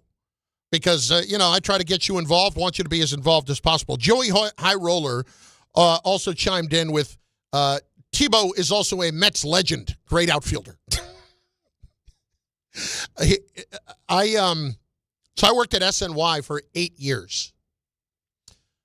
And to the credit of the Wilpons, I very rarely heard about anything I ever said in terms of criticizing the team. What was kind of stupid to me is that, there would be times back then, and I don't think this is the case now because, you have Andy Martino now who breaks stories. But back then, the team owning the network too, the Wilpons did not really want the network to break stories about the team, which to me never made any sense whatsoever. That was kind of silly. That's not the case now, because the Wilpons still own SNY along with NBC, Universal, Comcast, whatever. But the team does not own SNY. Steve Cohen does not own it. Anyway, to their credit, they never really, that I can think of, criticized anything that I ever said or said, don't say this. They wouldn't let us break stories. That was basically about it. And this is, 15 years ago, 10 years ago. The one time I got any kind of pushback, and I think it's because it hit a nerve. Well, there were 2 times. Number one, the Tebow thing. Adam Shine and I were doing Loudmouths, and I called it an absurd money grab. That did not go over well up above. Even though it was, I think because there was a large degree of truth to it being a money grab and trying to sell as many Tim Tebow, jerseys as you could at the time. That's all that was about, and the attention. I called it an absurd money grab. I didn't get in trouble, but I just said, maybe we phrase it a little bit differently next time. How about that? One time. That's the only time I ever really caught heat about that. And then what was the other thing was I was hosting Sports Night the night of the whole Wilmer Flores, Carlos, the former Met they were trading for, the outfielder with the Brewers. Carlos Gomez? Carlos Gomez. They were making the trade for Carlos Gomez. And Sandy Alderson, of course, that whole mess happened where Wilmer found out during the game, and they saw him. He found out from fans who told him. Terry Collins is like, what the hell's going on here? Wilmer is in the field, and on the game broadcast, they showed Wilmer with a tear in his eye about getting traded. And they also showed later, because the SNY truck and the crew are as good as it gets, they showed later Wilmer's locker being emptied out. And so they, Gary and Keith and Ron and the producer, a guy named Greg Picker's really good at the time. And I think it was still Bill Webb also, the director. Might have been, not positive of that. But when that was all going on, they showed it 2, 3, 4 times during the game. And then it came up in a postgame once or twice, and then everybody kind of just said, okay, I think we've seen enough of Wilmer crying. Maybe, Carlin, we don't see that video tonight on Sports Night. How about that? I was a little annoyed about that, but what are you going to do? No big deal. Bart Carlin, ESPN New York, and on the ESPN New York app. Let's hit Gilbert. He is in Brooklyn on ESPN New York before we get to audio files. Gilbert, what's up, buddy? Yeah, Carlin, what's up, man? Good thing what Big D is doing, man, for the people, for the community. Let's shout him out like you did earlier. I'm with you with the Shedeur Sanders. I'll even go as far as this, man. I know you said a 6th-round draft pick. I'll give him a 2. All right, let's not get nuts. No. Let's not get nuts here. Okay, there's no reason to go and give up a major asset for him. How about if there's other people asking for him too? Great, let them. He's got an excellent presence in the pocket. I like the way he looks in the pocket. No, listen, I understand that, and my point is though, I'm not going to let the Browns profit off of doing what they did. Like, there's no reason for me to be a bigger sucker, so to speak, than the Browns were in the moment, because they're trying to either help out the league by getting that story done, or the owner wanted to bring him in and nobody else did. I'm not letting the Browns profit from that. And I can promise you this. If Shedeur does actually get moved, it will be for a lower round pick. Maybe a 4th at the absolute best, if that were to happen. But nobody is going to give them more than that, because that defeats the whole purpose. Because then we're talking about it being a low-risk investment, taking a shot on somebody, giving somebody a 2nd-round pick, not really taking a shot on them, and that might not be worth that investment. And then, like, you give him a 6th-round pick or a 5th-round pick, like, you can cut him without even blinking. 2nd-round pick, there's some leeway there, and if he's a problem and you don't want to have him around and it turns out he can't play, well, then you just can't easily get rid of him. All right, Tom, audio files. Let's go. The audio file. Have at it. All right, we're going to make this a quick version of audio files because we have the great Jordan Raanan coming on at 11:45. So I get to yell at him about Cam Skattebo. That's right, and you get to yell at him about Jackson Dart, too, his buddy, because he's returning to the practice field today, supposedly. Excellent. At any rate, I'm going to play you some Mike Brown. This is from when he was in Miami. How close is Jalen to returning? I was back in the back with our guys, so you tell me, what's he look like out there? He look good? Okay, I'll take your word for it. Oh, well, what is that, Ask Rich? I guess so. Ask Samini? I was hoping that would be a different answer to kind of lead into what I'm about to say. And all that to say, Ian Bagley reporting, Jalen Brunson with his ankle injury. He's upgraded to questionable for tonight against the Dallas Mavericks, which, by the way, you can catch right here on the 880 ESPN, ESPN New York app, starting at 9. Excellent news to hear that he's getting upgraded to questionable. That's good to hear. Listen, I still don't know if he'll go tonight, but it's encouraging nonetheless. And for me, take your time. It's fine. We're good. Next. All right, so we asked one former GM, Mike Tannenbaum, about the whole Skattebo thing. Let's hear from another GM, or a GM figure, in Louis Riddick. I'm going to say that without a voice crack. Hi. Yeah. Let's hear from Louis Riddick. Tom just turned 14. Thanks. The resident GM of DNR. How would you handle Skattebo? The optics aren't good. They just aren't. Okay. And I know there's going to be people who say, well, who cares? I mean, they're not, Cam, even though he had a pretty gruesome injury, he's not playing. There's nothing he can do as far as the team is concerned right now. He's free to spend his off-field time the way he wants. But look, the optics of it aren't good. You're a rookie who had a gruesome injury. You really have endeared yourself to the New York, fan base. There's someone who they're probably still counting on to be an integral part of what they're trying to do. It's just not necessarily a good look. I mean, I would assume he wasn't really in any danger of re-injuring his ankle, given all the theatrics of, professional wrestling that are involved. And I mean, you could assume that, but it actually might be safer in the ring than out of it when you've got chairs. They're all folding chairs behind you because it's the first couple of rows. I mean, you can tell me that you've got the barrier in between you and it's padded, but it's not about that. It's about getting pushed backward and not really being able to control how that all goes. Anyway, optically, it doesn't look great, but I don't care that he was just there. Like, I want the guy to go and have fun. He should go and have fun, and I really do not want to downplay how difficult mentally it can be for a player who is injured trying to fight his way through that, especially when you don't think it's not in the back of Skattebo's mind that he's a fourth-round pick. Like, that can all end tomorrow. Talk about small investment.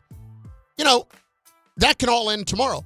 My problem with Skattebo is, though, when it becomes physical, even if it wasn't supposed to, you've got a problem on your hands. Thankfully, nothing happened. But something very easily could have happened, and next thing you know, you're out for even longer at best, and at worst, the Giants say, oh, you're going to hurt yourself even worse? Maybe we just go ahead and cut your contract because you might have to be coming back because they are well within their rights to do that. Anyway, next. Well, that was the GM figure. Now, how about his teammates? How do you think they feel about it, Chris? I'm just going to ask you off the top. I'm sure that they probably chuckled about it and didn't have much of a problem with it. Well, let's find out. Here's Andrew Thomas. What'd you think of Cam's wrestling debut? Cam's crazy. I'm going to assume that's in a good way. How about Tyrone Tracy? See, I wasn't there last night. You best believe I was fighting. I was fighting at home, though, telling him to duck and sit down. But, it's Cam a wild man. Cam a wild man. So, everybody knows that. So he gonna go out there and do what he do. I can appreciate the personality. I can certainly appreciate the personality. And has there ever been anybody who looks like they fit in this city more than Cam Skattebo? I would say no. That dude could live in Tottenville, and he could slide right in there, and you wouldn't even notice him. And he could still be in high school. That could be like that could be like 21 Jump Street, where if Cam Skattebo was a cop that needed to go undercover to infiltrate a high school, I think he could do it in Tottenville. I think he absolutely could. It's Bart Carlin, ESPN New York, and on the ESPN New York app. When is Jackson Dart coming back? Jordan Raanan will have to answer for that next. Is college even worth it these days? At Empire State University, it actually is. They are SUNY's leading online university. Flexible, affordable, and built for real life. With more than 120 degree programs, you can study what matters most to you. And students agree. They're ranked #1 in student satisfaction among SUNY schools. Whether you are finishing what you started or starting fresh, your goals are within reach. See for yourself. Visit SUNYEmpire.edu before the next term begins.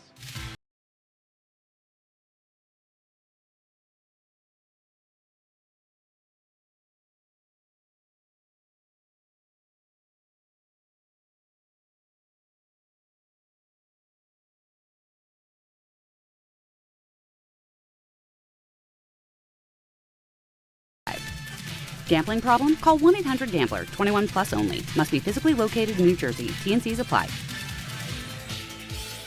Right now at Bay Ridge Honda, experience the wonder of holiday savings on Honda cars, trucks, and SUVs during Happy Honda Days, like the Accord SE, only $239 per month, or the all-wheel drive Honda Ridgeline for only $289 a month. These clearance deals won't last long. Plus, receive thousands in benefits and savings with their Bay Ridge Plus Advantage plan. Upfront pricing, total peace of mind. Visit BayRidgeHonda.com. 36 months lease, 7,500 miles per year, $38.99 down, plus tax, tag, and fees. See dealer for full details. Michelle's Moment here for Gainbridge and their Give Back program, Gainbridge Assist, powered by Parity. Gainbridge and Gainbridge Assist, powered by Parity's goal is to empower girls and women through sports and education, providing 32 organizations in 21 states $222 of grant funding during 2025. These grants aim to level the playing field and expand access to sports and education for girls and women across the country. Here's to a future with no limits for women's sports with Gainbridge and Gainbridge Assist powered by Parity. Your fantasy roster is set, the smack talk is heating up, and this season ESPN Bet is giving you more ways to ride with your squad. Introducing the ESPN Bet Fan Center, where you can instantly link and bet on your fantasy teams right in the ESPN Bet app. An enhanced sports betting experience only from ESPN Bet, the sportsbook for sports fans. Make the connection today with ESPN Bet Fan Center and the ESPN Fantasy app. ESPN Bet Sportsbook, download the app today. Must be 21 plus. Gambling problem, call 1-800-GAMBLER. Terms and conditions apply. See app for details. ESPN New York is throwing a holiday party you don't want to miss. Join us Friday, December 12th at your mother's house in Garden City Park. We'll be broadcasting the Michael K. Show live from 1 to 3, followed by Don, Hahn, and Rosenberg from 3 to 7, all while supporting a great cause. Bring a toy to benefit the Garden of Dreams Foundation and help make the season brighter for local kids in need. It's the ESPN New York Holiday Party, Friday, December 12th, brought to you by Amazon Pickup, where the holidays get even happier. This is DiPietro and Rothenberg. I got a really bad paper cut yesterday because it wasn't your garden variety. It was on one of those big holiday magazines that you get. Oh, no. Swipe through, and all of a sudden I was like, oh! It was a big, thick book, and I put my index finger there and just swiped across. I was like, oh! I'll tell you and what. now I'm going to have to live with that. It's probably going to be a scar. Morning Start with DiPietro and Rothenberg. Weekdays from 6 to 10 on ESPN New York and streaming live on YouTube.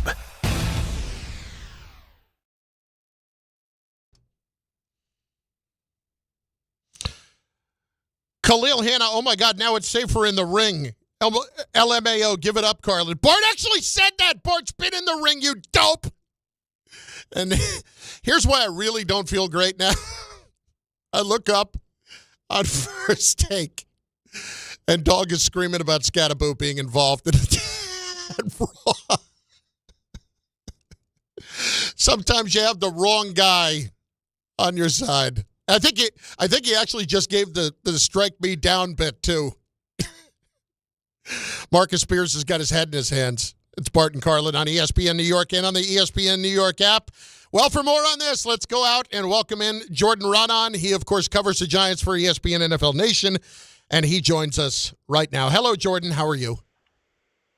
I'm good. How you guys doing there? It's just me today. I'm doing great. And okay, no Bart. No Bart. Right. No, it's all right. I should have made that clear. My bad. It's my listening comprehension is not very good because actually Ray just told me. Oh. I'm looping you with Carlin. It just didn't click in. All right, Jordan. Am I being a jackass about the Skattebo thing? Look, I don't know how you look at that and think it was a good idea, but I think people are conflating the two things here, right? Of, hey, go live your life. I'm gonna go to the UFC and I'm gonna go to the W. Nobody's saying Cam Skattebo should not have gone to the wrestling match, right? Should not have gone to Raw. But come on, it's not the smartest thing in the world to be when people are jumping up. He has an injured ankle, right? People are jumping up and down around him. His ankle was facing the other way a month ago. Like it's not the greatest idea in the world. It really isn't. It's silly. It's not smart. Now, I'm sure the Giants knew about it to some degree. One of the guys in that mix of people is their new director of player engagement. So there was a team basically chaperoned with them.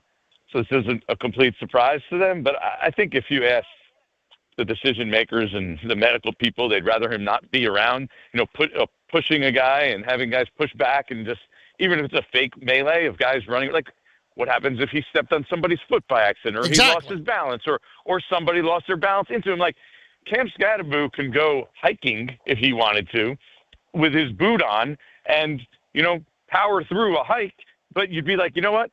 You have an injured foot. It's probably not the best idea. Let's not have you do that. There's millions of dollars at stake for your future here.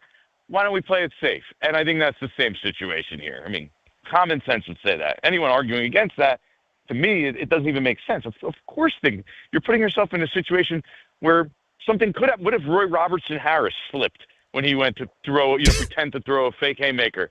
and like those kind of things can happen. So I don't know. No, I'm with wasn't you. A great idea.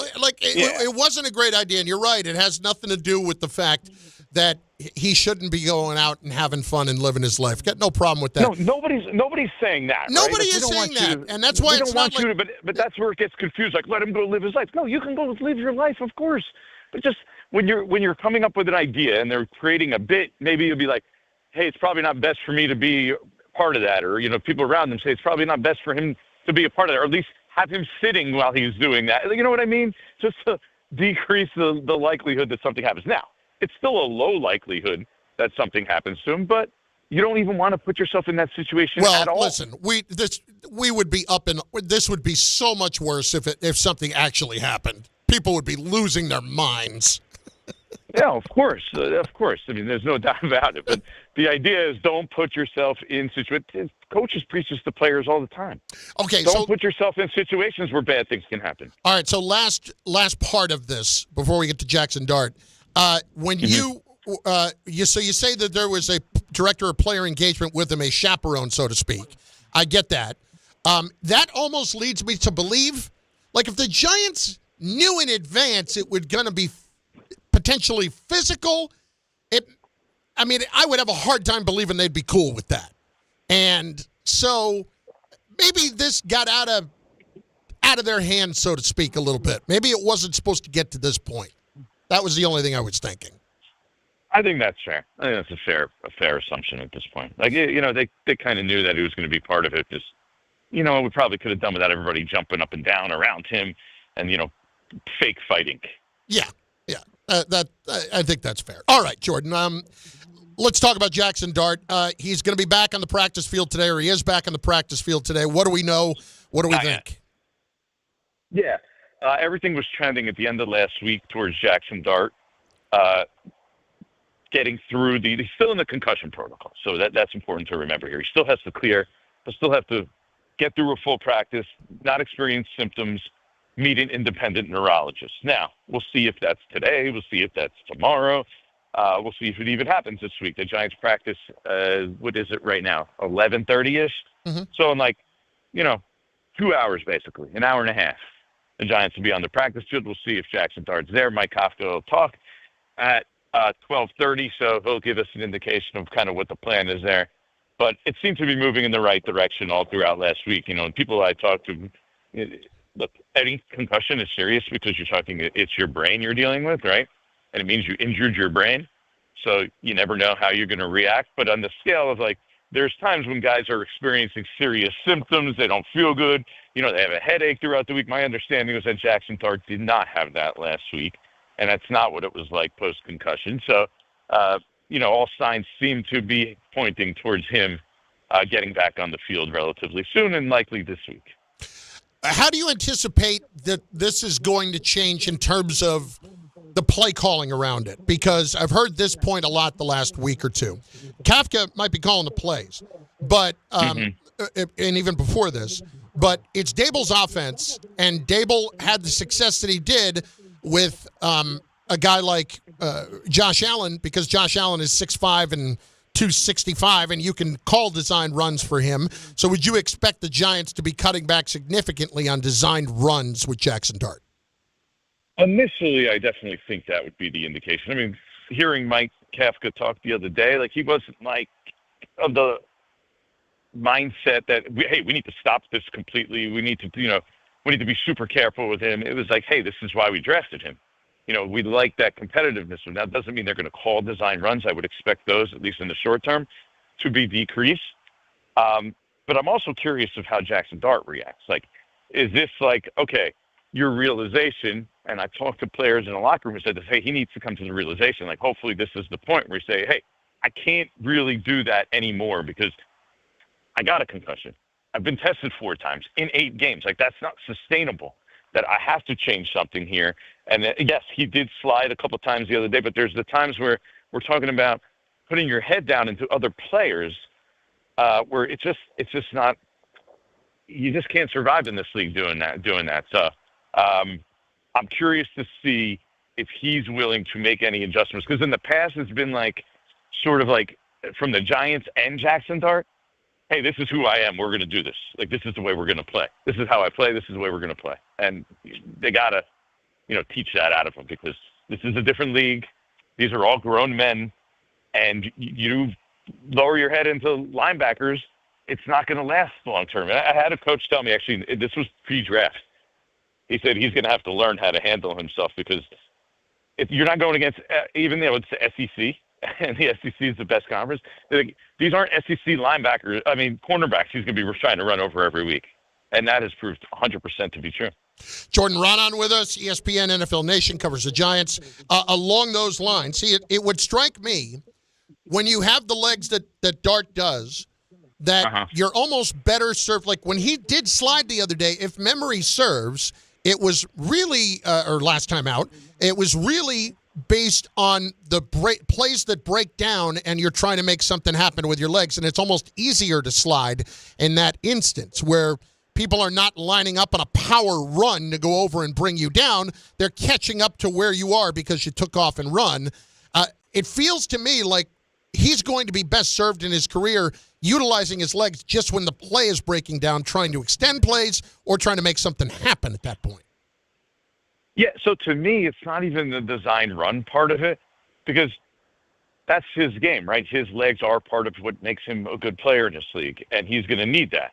It's, okay, at the end of these runs, like Lamar Jackson, right? He still runs the ball a lot. They still call design runs for him, but he has a way, he's learned over the years of a way to sort of minimize the hits you're taking, right? Like a way of just like sliding down to the ground, even if it's like head first forward, but just ducking away from the hits and just getting down at the end. So you're still not, you're gaining those extra yards, but you're also minimizing the amount that you're hit. Well, what I would argue that's really what needs to happen here. But what I would argue there, Jordan, is that Lamar Jackson's the kind of guy who, the way he runs, he can elude more, and that's why the designed run doesn't necessarily hurt him. Whereas Dart, the designed run, it's easier to slide when you're just extending a play.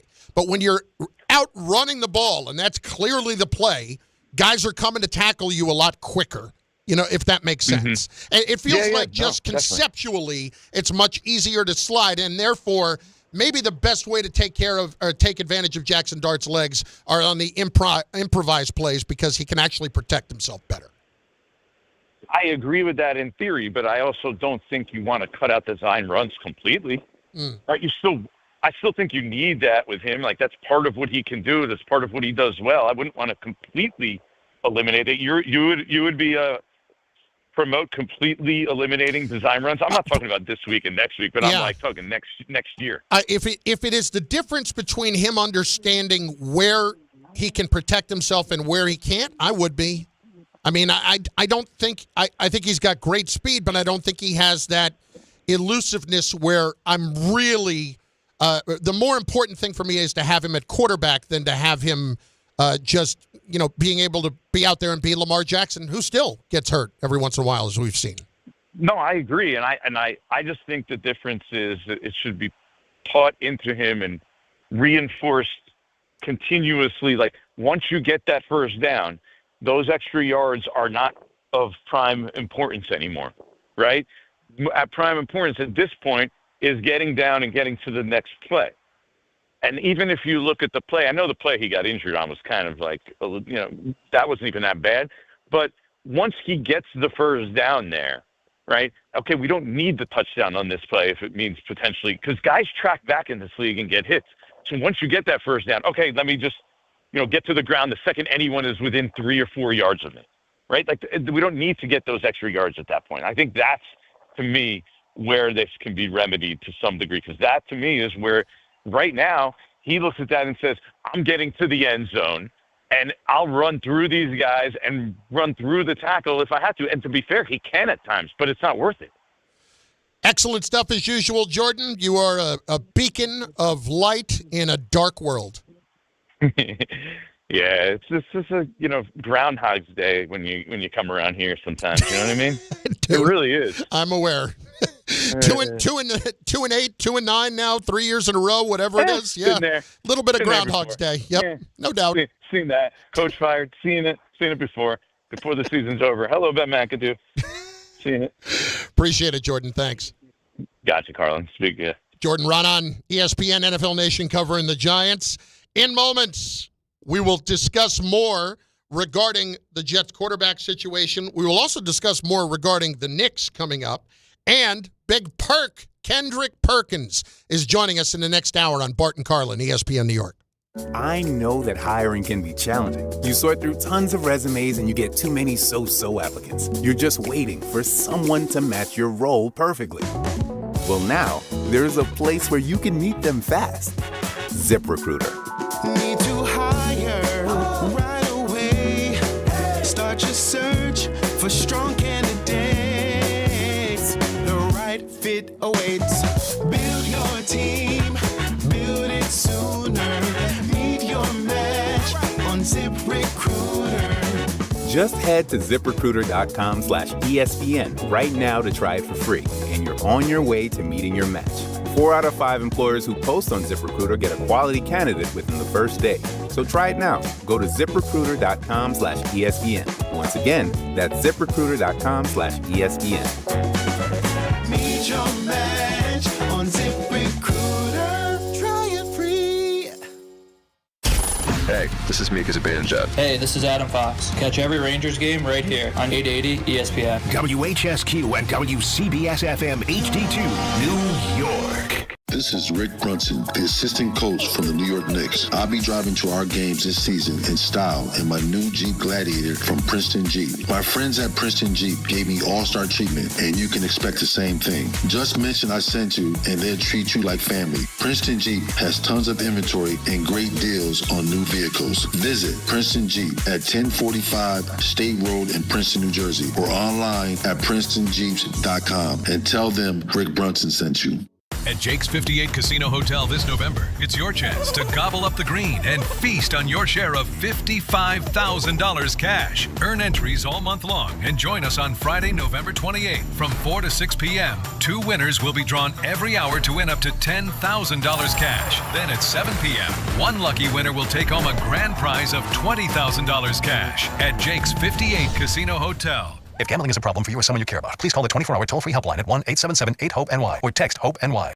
We all hear the radio ads about the IRS. They tell you to be afraid, to be scared, and they try to frighten you into calling. I'm not here to do that. Tax Relief Advocates is different. TRA is here to tell you that if you owe money to the IRS, whether it's $5,000, $50,000, or $500,000, we have a solution. It doesn't matter if you're sitting in your car, at work, or with your kids. No matter where you are, call now. 800-575-6759. Don't lose hope. TRA can eliminate or reduce what you owe to the IRS. Generous programs are now available that can give you a fresh start. Our passion is taxes and helping individuals fix their IRS problems. We have over 1,000 5-star reviews on Google and an A+ with the Better Business Bureau. You don't need to be afraid of the IRS any longer. End your tax nightmare today by visiting us online at TRA.com or call 800-575-6759. That's 800-575-6759. Tax Relief Advocates. Real solutions for real people.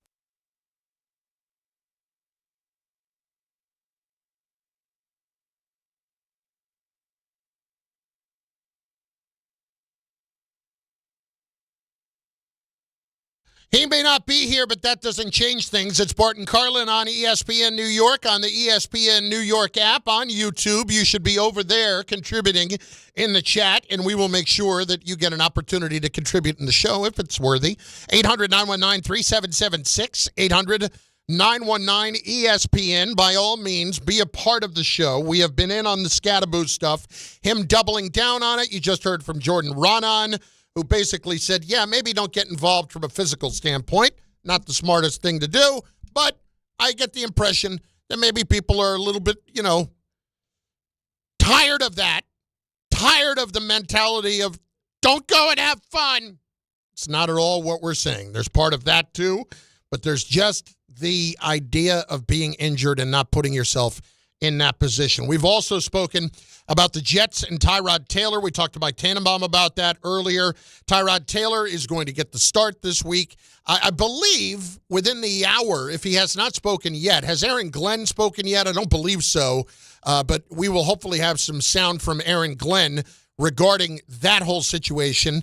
And if, in fact, all he says is go ahead and ask Diana Rossini. who's starting at quarterback since she needs to know. We'll find out. He's obviously speaking at some point today, given the fact that it is Wednesday.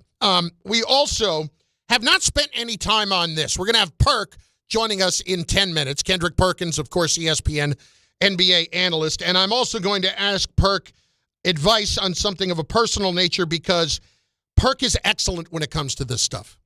And I need to find out, and I will put it to you as well later in the hour as we play this week's Am I the Nozzle? And we're going to find out if I'm handling a situation properly or not because, frankly, I fear conflict. As stupid as that sounds for a talk show host, on a personal level, listen, it's easy for me to sit here in this room in the cheap seats and scream and yell and do whatever the hell I want, but you put something in front of me and I'm going to shrivel up. I don't like personal conflict. Whatever you say. No, I'll get to that in just a little bit because I let my feelings be known yesterday.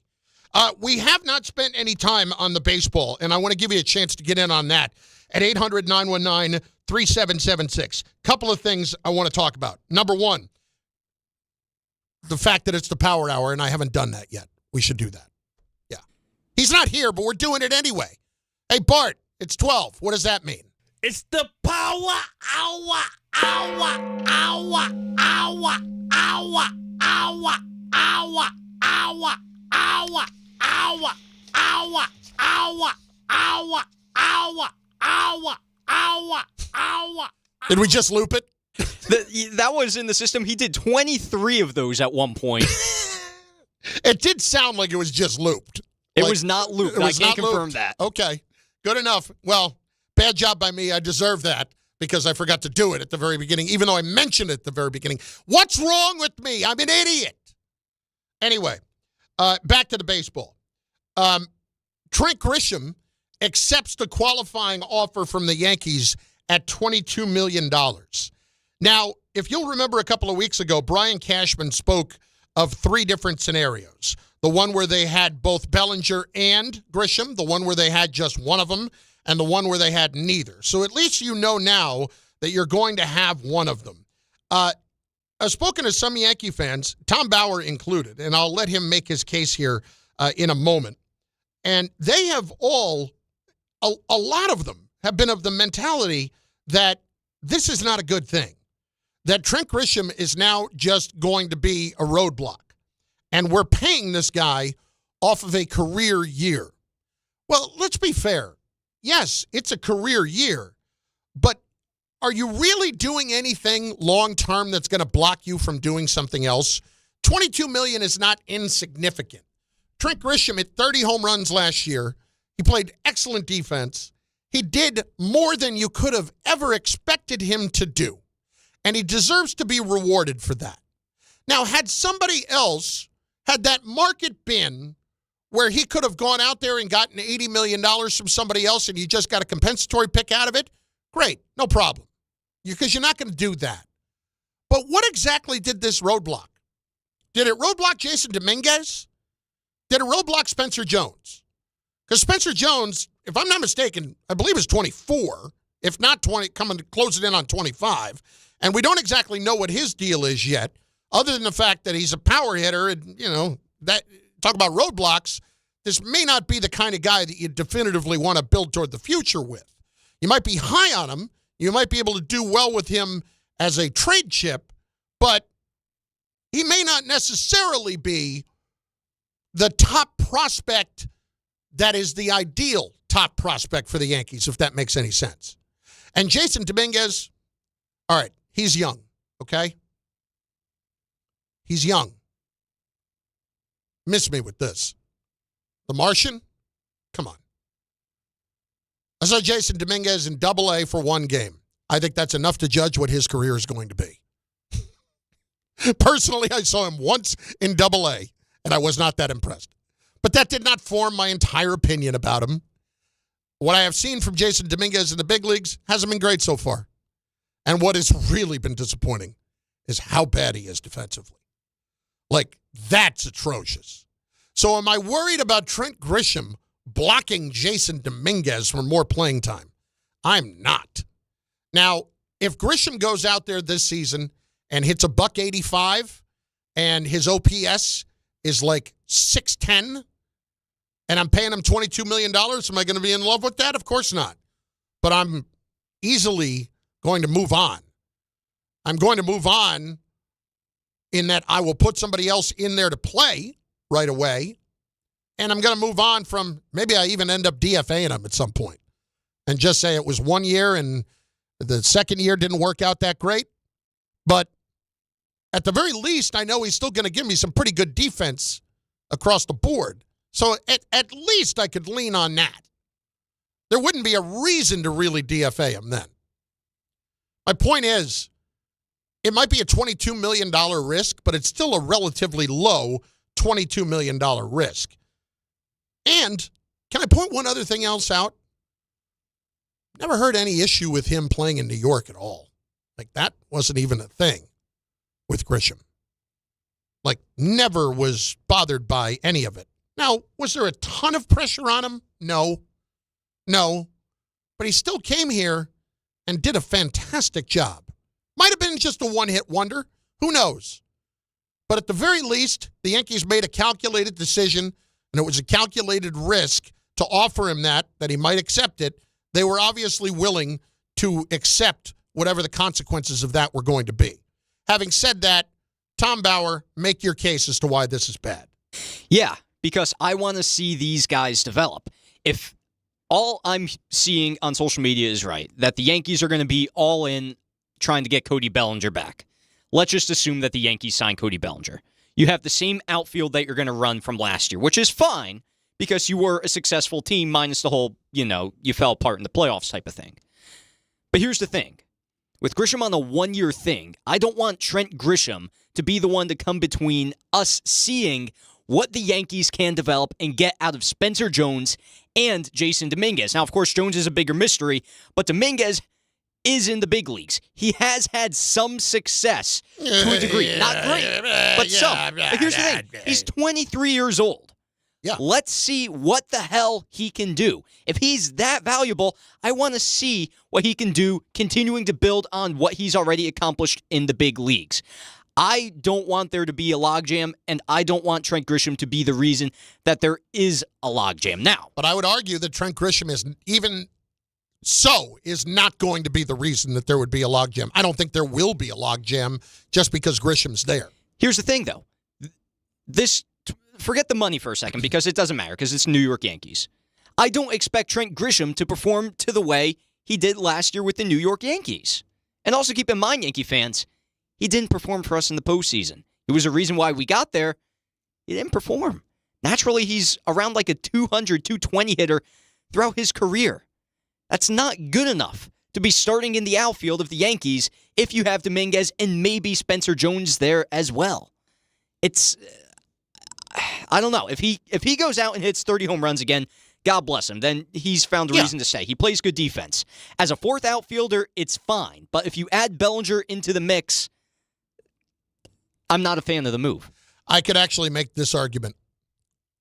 I'm more comfortable, even with the flexibility of position that Bellinger offers, with the fact that the Yankees end up with Grisham for 1 year. Maybe the more questionable thing is bringing Bellinger back long term. And that's another question you have to consider because he's always been inconsistent throughout some parts of his career. That's the problem, my friend. That's where the issue lies. Because with Grisham, at the very least, you had the option of giving him this. With Bellinger, you don't have the option of that. If you're bringing him back, you are paying him significant money over an extended period of time. And this is somebody that after an MVP year completely fell off the charts for basically 3 years. That's how bad it was. So I think you need to consider that and the inconsistency factor. Like in Chicago, it's one good year, one I'm going to sneeze here. Yeah, I didn't do it on the air. I should have done it on the air. Anyway, we'll get back to the baseball in a little bit. Perk is with us, Kendrick Perkins. Perk, I didn't want the first thing you hear to have to be me sneezing on the air. Appreciate the time. How are you? CC, big bro, how you this morning, man? I'm great. I'm great. This afternoon. It's East Coast time over there. My bad. It is great to hear your voice, Perk, and especially around these parts when Knick fans know how much and how high you have been on them over the last couple of years. So we'll get to the Brunson stuff and OG and the injuries in a minute, but just your overall impression of what you've seen from the Knicks and Mike Brown so far. Well, I like it because, I mean, the new offense got everyone playing with a different level of confidence, right? And putting up a whole lot of points. I'm still a bit concerned about the consistency for the defense. And to me right now, and I know under a new coach, the one thing the Knicks are struggling to do is find a consistent identity, or should I say find an identity, period. And I believe that the Knicks are the second best team right now in the Eastern Conference behind the Detroit Pistons. And I'm not saying because it shows that in the standings. I'm saying that because Kay Cunningham is playing at an MVP level. Jalen Duren is playing at an all-star level, and they have an identity. They some dogs.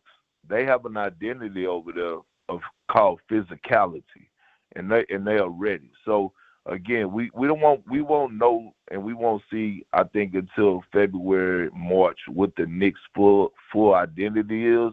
But as of right now, I'm still high on them. I just feel like they got to work through some things. Kendrick Perkins is with us, ESPN NBA analyst. With that in mind, you mentioned the defense. The thing that kind of has caught my attention, Perk, is something that seems to have been a problem now a little bit longer, even under Tibbs, and that's closeouts, man. Like their three-point defense has been particularly bad. Is this a problem that is easily fixable? It is, but I mean, it's a problem. It's a problem called self-accountability, right? Like you got to have accountability in self. You got to have a will to want to close out and defend. And you can only put so much pressure or blame, should I say, on the head coach or the coaching staff. Closing out is just if you're willing to do it. We used to have this saying in our locker room with the Celtics, don't hope they miss, make them miss. And that means the contest on the shot is I'm contesting to make you miss this shot. I'm not closing out or giving lack of effort to hope that you miss this shot. No, I'm going to make it where you actually going to miss this shot. And I think, that's going to be the separation. And that's the identity part that I was talking about, is that until they find that identity and find that third, fourth, first, second, third, fourth effort type mindset, then the Knicks going to always be a team of what ifs. Perk, let's talk about the rest of the East. So you put them right behind Detroit. Where do the Cavs fit in that group? I mean, they top four, top six. I don't trust the Cavs. I really don't. I don't trust the Cavs. It's to the point where nothing the Cavs do in the regular season is going to impress me. And Donovan Mitchell will go down as one of the greatest regular season players of all time. But a Donovan Mitchell-led team has never made it to the conference finals. That's a problem. The disappointment that they were last year, and then the way that they come out this year, and I know they've been battling through some injuries, but two of their main guys have been on the floor majority of the time, and Evan Mobley and Donovan Mitchell. I just don't see the sense of urgency there night in and night out. So, again, I had the Cavs. Obviously, they're going to make the playoffs. But if you asking me, do I have them as one of my top two favorites to represent the Eastern Conference, the answer is hell no. They've been off to a decent start, Park, but the Sixers, how am I supposed to feel about Embiid? I know he looks a little better, but this did not look good early. It doesn't. And guess what? It's going to be hard. But by the way, shout out to Tyrese Maxey, CC. Shout out to Tyrese Maxey for what he's been doing right now, putting his franchise on his shoulder. He is the franchise player. He has the keys to that vehicle. But you're not going too far or too deep in the playoffs if you don't have a healthy Joel Embiid. And unfortunately, I hate to say this, I don't know if we'll ever see Joel Embiid healthy again. I think his knees are done. He's always going to continue to put up points because he's that skilled for being able to put the ball in the basket, and especially in the mid-range game, and being able to shoot the three, and being able to feed off of pick and pops, and being able to get position on the low block in his post moves. But when it comes to his lift, that's a concern. And last year, or the past few years, the most important position in the NBA, in my opinion, was the wing position, right? Can your guards guard at a high level? Can your wings defend at a high level? Can they be two-way players when they need to? Well, this year is actually the big man position. And when we talk about Karl Anthony Towns, Evan Mobley, Jared Allen, Jalen Duren, Isaiah Stewart, Giannis Antetokounmpo, you talk about all these bigs that you might have to face in order to get where you're trying to go. You need, if you're Philadelphia, Andre Drummond's been giving them some productive minutes, but he's no Joel Embiid. You need a guy to be able to match that type of firepower. Kendrick Perkins with us, of course, ESPN NBA analyst. Knicks got the Mavericks tonight. What do you make of that complete mess in Dallas? It's a disaster. Have you ever seen Perk, a franchise implode like that quickly? I haven't. And it's crazy because we're talking about a team that 2 years ago they were just in the NBA Finals, right? And within 2 years you go from not only being, one of the biggest disappointments in the league, but one of the most embarrassing organizations in NBA history. You trade your international superstar, and I want to be fair here, right? And I want to give them some grace, just a little bit, because we have yet to see Anthony Davis and Kyrie Irving on the floor together, right?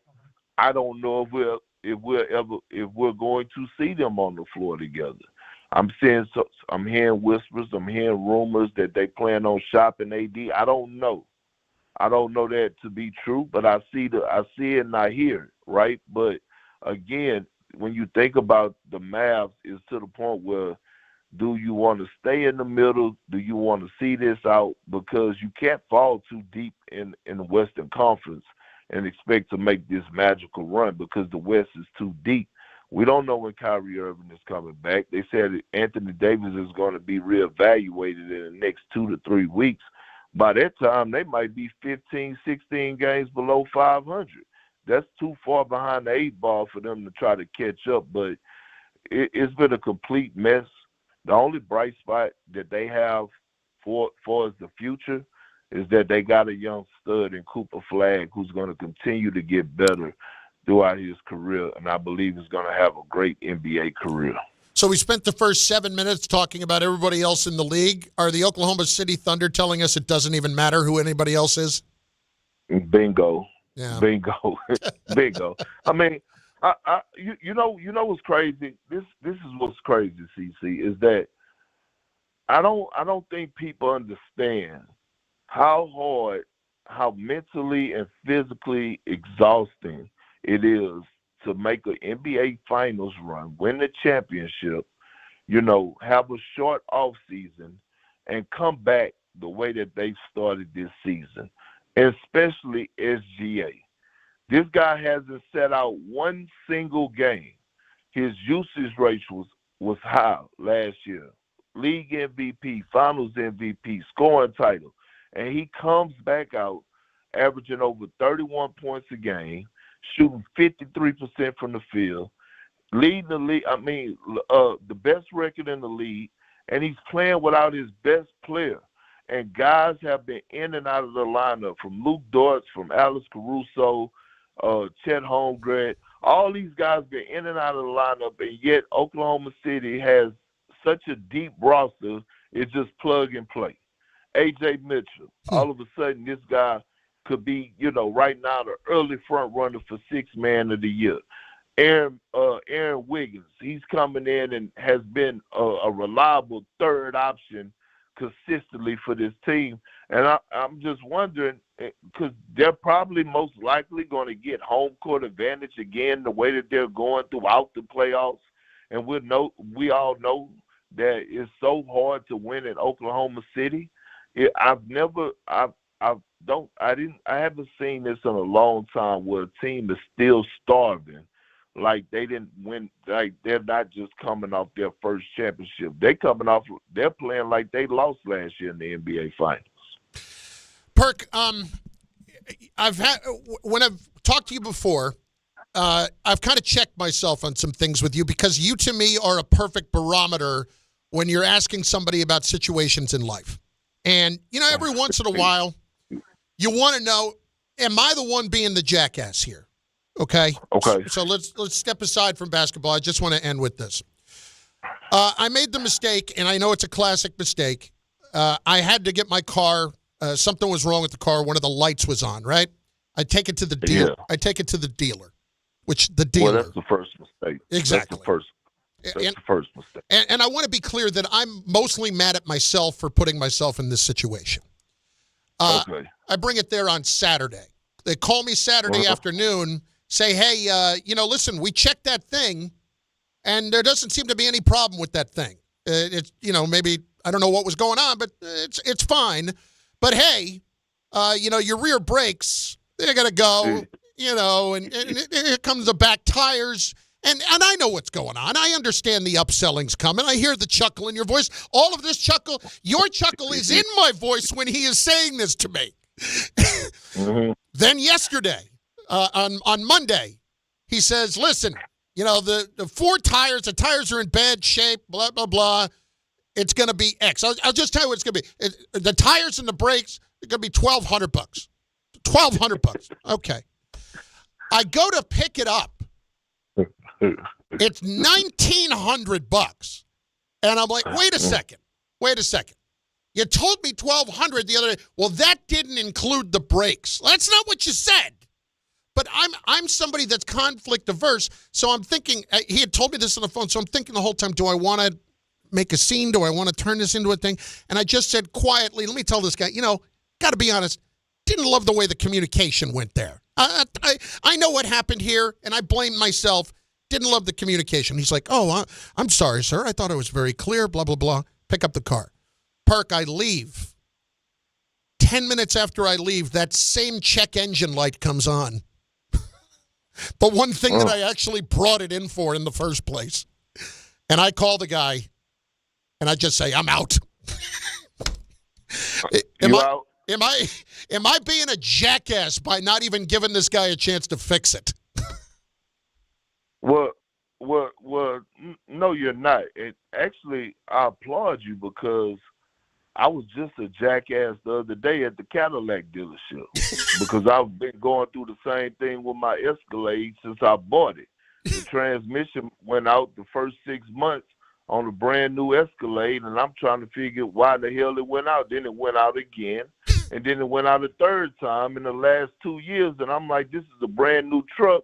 And then they tell me, well, now on the third time, it's it's not under warranty anymore. And maybe we got to have a side conversation because the language that I use is definitely not appropriate for the radio right now.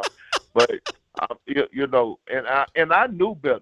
See, here's the problem. I knew better. I knew better by my grandfather told me this long time ago. Never bring your car to the dealership to fix a problem.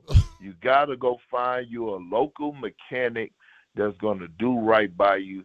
And yes, it may not be the big name dealership, but you got to get you a local mechanic because those are the people that's going to treat you right and do right by you. And I know this, and this is why I'm asking, am I a jackass? Because really, the person that I should be angry at is me for putting myself in that situation. I agree. Because you knew better. Same way I did. I knew better. But hey, we sometimes, CC. I mean, don't feel bad, man. It's happening. It's happening to the world with these cars. I don't know what it is. I don't know if it's something that's programmed in the system, in the cars that says, hey, at this point, go out. Hey, rear end, go out. Transmission on a brand new Cadillac Escalade, go out. Hey, just go out. So again, I have great relationships with a lot of dealerships. This doesn't go to a lot of dealerships. Shout out to one of my best ones in Houston, Classic Chevrolet. I have a great relationship with those people. But when it comes to other ones, I don't trust them. It just feels like the man is sticking it to me again. Yeah. So. Perk, you're the best. Thank you so much. I appreciate it. All right, brother. Appreciate it. Kendrick Perkins, ESPN NBA analyst, life coach. I want Perk as a life coach. I feel like just situations like that, I should have him with me. I would love that. He's a good man. It's Bart and Carlin on ESPN New York. I'm going to put this in a little more detailed explanation because I couldn't take a half hour explaining the whole thing to Perk in that moment, and I'll offer a little more context. I can take a half hour explaining to you if I want to, but we will play the game, Am I the Nozzle? In moments. Game time, speaking of games, is brought to you by Tullamore Dew Irish Whiskey, because when it's game time, it's Tully time. The Knicks are in Dallas to play the Mavericks. Coverage begins 9 p.m. right here on 880 ESPN. Tullamore Dew is the original triple distilled, triple blended, triple cask matured Irish whiskey. Be sure to grab a Tullamore Dew or try the new Tullamore Dew Honey during today's action. Glasses up to enjoying Tullamore Dew responsibly. It's Bart and Carlin on ESPN New York. Bart out today working a charity event that he does every year down in Baltimore. He will be back with us tomorrow. Am I the Nozzle? Next. Ox Spine at New York Presbyterian is always in pursuit of a better way to heal the spine. We're getting more people moving again with minimally invasive, non-surgical, and surgical treatments with innovative solutions for every back and spine condition and your unique needs. Expert spine care is available now across New York City and Westchester. Find a doctor at nyp.org/oxspine. Stay amazing. New York Presbyterian. At the 5-yard line, handoff Breece Hall, finds a crease, runs left, he's into the end zone for a Jet touchdown. Jets fans, clear the runway and be at MetLife Stadium for Week 13 as your New York Jets take on the Atlanta Falcons, Sunday, November 30th at 1 p.m., presented by New Jersey Lottery. Join us as we celebrate First Responders Day. Don't miss your chance to be at the game. Lock in your seats now at nyjets.com/tickets. Once again, that's nyjets.com/tickets. At City Harvest, we believe no New Yorker has to go hungry. With your help, we're on the road 365 days a year, rescuing over 77 million pounds of nutritious food and delivering it free to millions of New Yorkers, transforming surplus food into sustenance, sustainability, and smiles, rallying thousands of New Yorkers to power a network of nourishment across our city. One day, one meal, and one New Yorker at a time. That's how we feed good. Donate at cityharvest.org. This is Rick Brunson, the assistant coach from the New York Knicks. I'll be driving to our games this season in style in my new Jeep Gladiator from Princeton Jeep. My friends at Princeton Jeep gave me all-star treatment, and you can expect the same thing. Just mention I sent you, and they'll treat you like family. Princeton Jeep has tons of inventory and great deals on new vehicles. Visit Princeton Jeep at 1045 State Road in Princeton, New Jersey, or online at PrincetonJeeps.com and tell them Rick Brunson sent you. Michelle Smallman here for Gainbridge and their Give Back program, Gainbridge Assist, powered by Parity. Gainbridge and Gainbridge Assist, powered by Parity's goal is to empower girls and women through sports and education, providing 32 organizations in 21 states $222 of grant funding during 2025. These grants aim to level the playing field and expand access to sports and education for girls and women across the country. Here's to a future with no limits for women's sports with Gainbridge and Gainbridge Assist, powered by Parity. Clinton Yates here. The holidays are upon us, and so are the savings at Total Wine & More. Discover thousands of wines, spirits, and beers like my favorite, IPAs, perfect for every celebration and every budget. From bold reds to sparklers, you'll find the perfect wines to raise a glass this season. With the lowest prices for over 30 years, you'll always find what you love and love what you find only at Total Wine & More. Curbside pickup and delivery available in most areas. See TotalWine.com for details. Spirits not sold in Virginia and North Carolina. Drink responsibly. Be 21.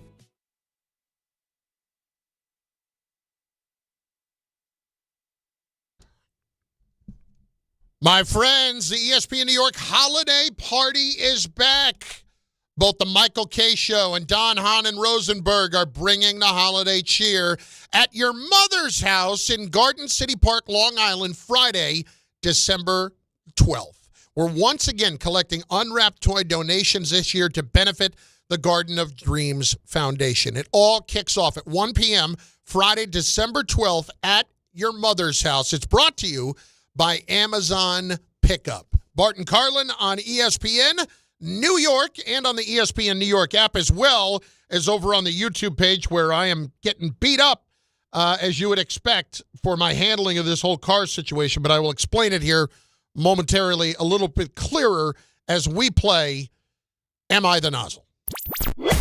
There are two sides to every story. Everybody need to keep a cool booty, okay? We're here to judge. I plead the fifth. Am I right? Adoy.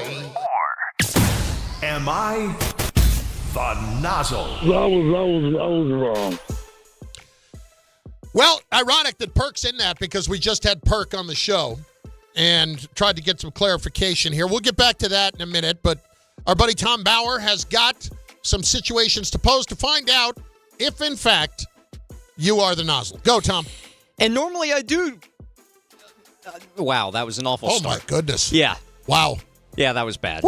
Normally I'm the one who's asking you if somebody's a nozzle in the situation, but Right. you teased it, so keep it coming. Keep giving us the details about the All car right, so dealership. here's the deal.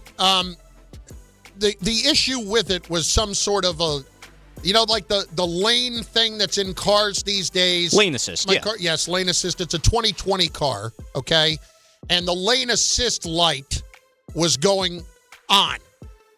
And it would happen, like it would be off for a little while each time you started the car new, and then it would go back on. And the lane assist thing, like on the highway, wasn't working. Not that I was trying to put it to a strong test.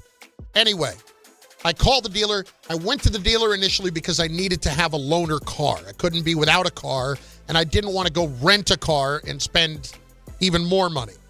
So, and also there was something I thought under the car that it had fallen down and it was like hanging out. It was the motor shield protector, whatever it is, that thing that protects in the front. Anyway, I bring it to the dealer. They fix that part of it. They tell me there's nothing wrong. They've run all the tests with the lane assist. That's not working. But, hey, your back brakes, they're in pretty bad shape. And listen, it's the brakes, right? I'm gonna do the right thing when it comes to the brakes. Now, the tires with this particular car have really been an issue since I've had it. Car has 76,000 miles on it. I have put roughly 73,000 of them on it in the last 3.5 years. So I drive a lot. But I've had to replace individual tires here and there. And now this guy tells me the back two tires are in pretty rough shape. All right, I've been driving into the city for the last year. So I figured that's probably beating it up a little bit. Tells me everything going to be $1,200. I know what's going on here. It's the dealer. But I'm willing to swallow it at this point. I don't know how much longer I'm going to be in the car. I own it. I don't lease it. So I may as well get it fixed. Calls me Monday. Says, yeah, listen, all that. The 4 tires with Continental, they're going to be $1,200 altogether. And I'm like, if it's 4 tires, I'm like, is it 4? He's like, well, those 2 are in pretty rough shape. So he says, it's going to be $1,275 total. I'm like, okay. But he was not including the rear brakes in that. That was a couple of days after he told me it had been 12-something with 2 tires. So then yesterday, calls me, car's ready, going to be $1,900. $1,900? Wait, okay. And I'm like, I thought you said it was 12-something. He said, well, that didn't include the the brakes. I'm like, okay. And so I'm stewing a bit as I go to pick up the car. And I get there, and the guy that I talked to was not the person I was dealing with when I picked up the car. And I said, hey, is so-and-so here? Just because I'm a guy, normally I would just, okay, whatever, just move on. But in this case, I decided, you know what, I don't want to get screwed completely without saying something. And I said, got to tell you, didn't love the communication here on how this all went down. I would have loved to have known. I get your job is to upsell me a little bit. I understand that. But $600 for 2 tires seems a bit extreme. You say, no, that's what it is with the, the cost of balancing them and double Johnson pointing them and all that crap. All right. I just want you to know I don't love the way the communication went. I get to the car. Normally you take the car to the dealer. They'll vacuum it out, too. Didn't do that. Nothing with that. No wash, no vacuum out. Okay. All right. I drive. 10 minutes later. The whole reason I brought it in, that damn check engine light comes on. LTA assist not working. Please see your dealer. I am livid. I pull over. I take a picture of that light being on, and I text it to the guy. And I call him back, and I'm like, listen, I got to tell you, this is crap. That's the whole reason I brought it here. I just dropped 2 large in your pocket that I was not planning on spending, and the whole reason I brought it here is not fixed. And I'm not yelling. I'm just saying it. I'm saying it in a very direct, straightforward voice. And he says, oh, sir, what can we do to make this right? I'll do whatever it takes. And I said, well, I don't have time to come back. He said, well, we'll send somebody to your house. Live 35 minutes away. 35 minutes away. He comes back and says, all right, hang on. Somebody lived over there, this area. He's asking people around him. And the guy who did had already left for the day. He's like, oh, okay, well, I don't know what else we can do. Maybe we can do something else. We'll do whatever it takes. And I'm thinking in my mind, well, you're really not doing whatever it takes, because if whatever it takes means just come and get the car and get me a loaner, you're not doing that. So I just say, you know what? I'll get it fixed somewhere else. We're done here. And he's like, okay. I'm sorry, sir.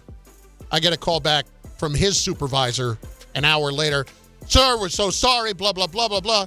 And he's telling me, I said, so how much is this going to cost me? In the meantime, I have looked up what those particular tires cost if you bought them at like a regular auto tire store or something like that. They were listed on my bill as $225 a piece. They're, you can get them for $1.75, $1.85. All right? So I'm getting hosed, and it's the dealer. I know I'm getting hosed. So anyway, I'm going back and forth with this guy. I actually called him, and they're going to send somebody to the house. But, if they tell me it's going to cost more money to fix whatever the initial problem is, I am going to lose my mind. Tom Bauer. Am I the nozzle? I want to emphasize 2 things. Yes. I never cursed at the guy. I never yelled. The tone of my voice was just very straightforward.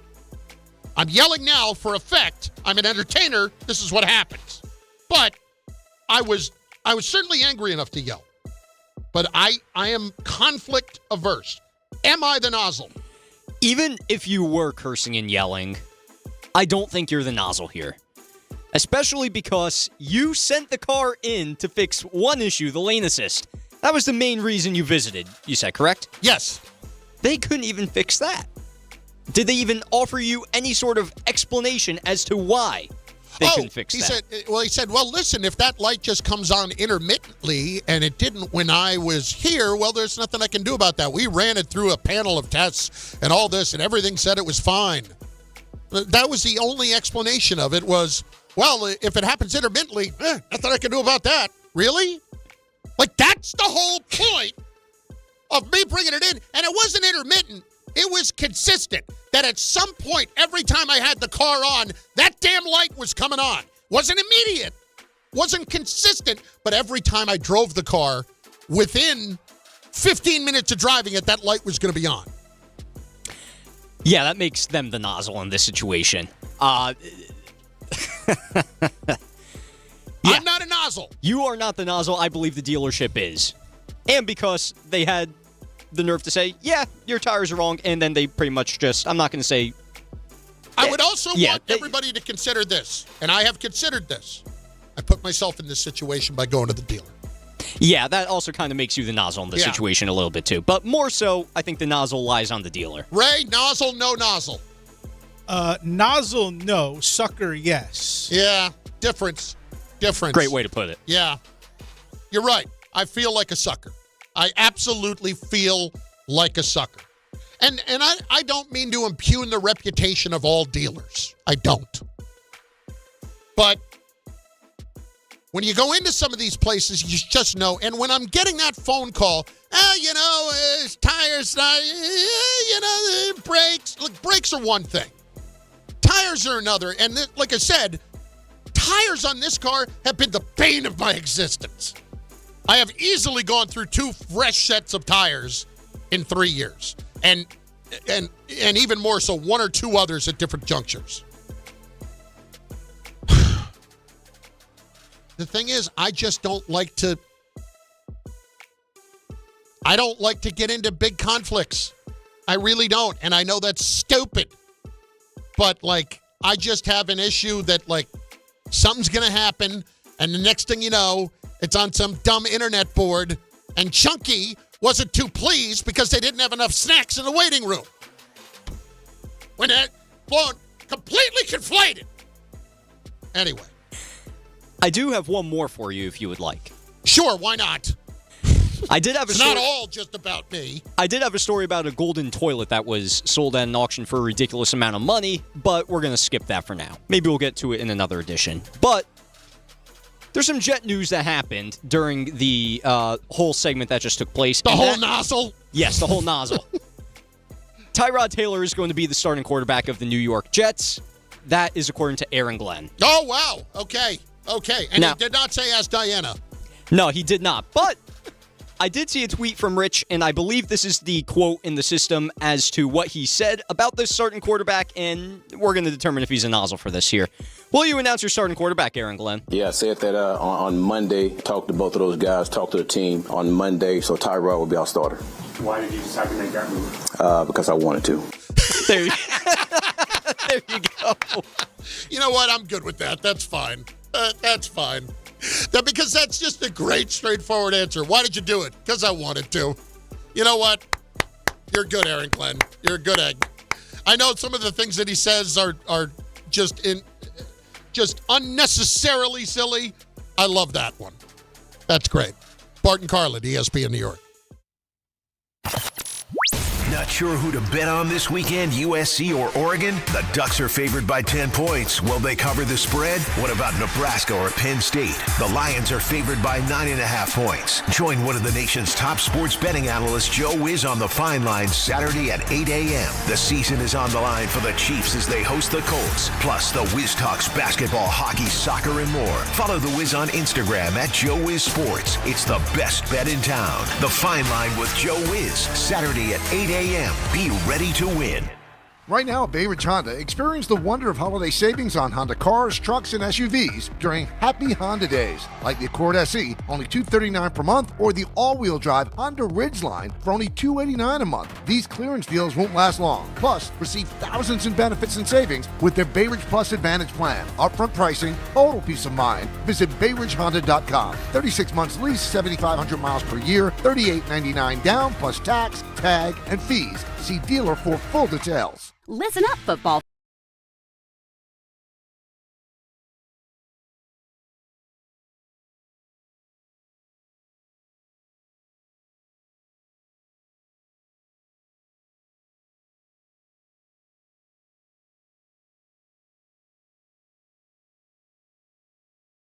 Never ordinary at Bet365. Gambling problem? Call 1-800-GAMBLER. 21 plus only. Must be physically located in New Jersey. T&Cs apply. In-app only. Serving contractors, builders, and homeowners in the tri-state area since 1987, Brooklyn Window & Door is New York City's largest stocking dealer of quality Andersen window and doors. The professionals at Brooklyn Window & Door will help solve any of your window replacement needs or applications. Visit Brooklyn Window & Door's award-winning showroom to see the complete Andersen product line, including the 400, 100, A&E series. Andersen, built, backed, and serviced like no other window. Visit Brooklyn Window & Door at 185 30th Street in Brooklyn or call 718-WINDOWS. Rich Eisen here. As you all know, I care deeply about pediatric cancer research and awareness. That's why I'm proud to talk about Hyundai Hope on Wheels. For over 27 years, every Hyundai sold has helped fund life-saving pediatric cancer research. Together with over 850 dealers nationwide, they've raised more than $277 million, supporting over 25,000 kids in their fight against cancer. At Hyundai, hope isn't optional. It comes standard. Visit HyundaiUSA.com and search Hyundai Hope on Wheels to learn more. Hey, fans! Welcome back to Fansville's Cheers and Tears. Oh. Okay, so like everybody deals with losing, right? To a rival on a last-second field goal. Whatever, it's fine. I'm totally fine. But I cope with losing with an ice-cold Dr. Pepper. Those 23 flavors are like so delicious. They totally wash away the pain of your college football team taking a big fat L. College football. It's a Pepper thing. You live for this. The wins, the losses, the slam dunks, and the buzzer beaters. The dream that this is your team's year. Hope, it's what keeps you coming back. So you represent with anticipation and with pride. Because when everything's on the line, your support means everything. That's why the NBA store is here to support you. Check out the largest selection of official NBA gear at NBAstore.com. A Fanatics experience.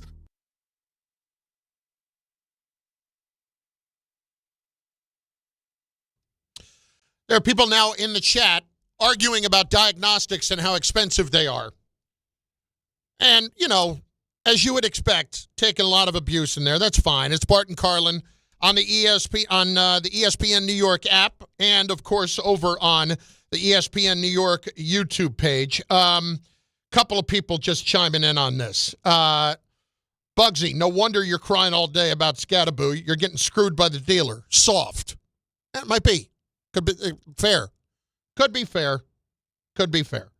Let's see here.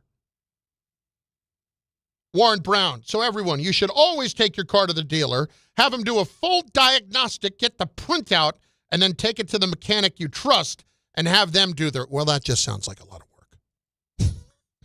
Now you're talking about time, and that's the problem.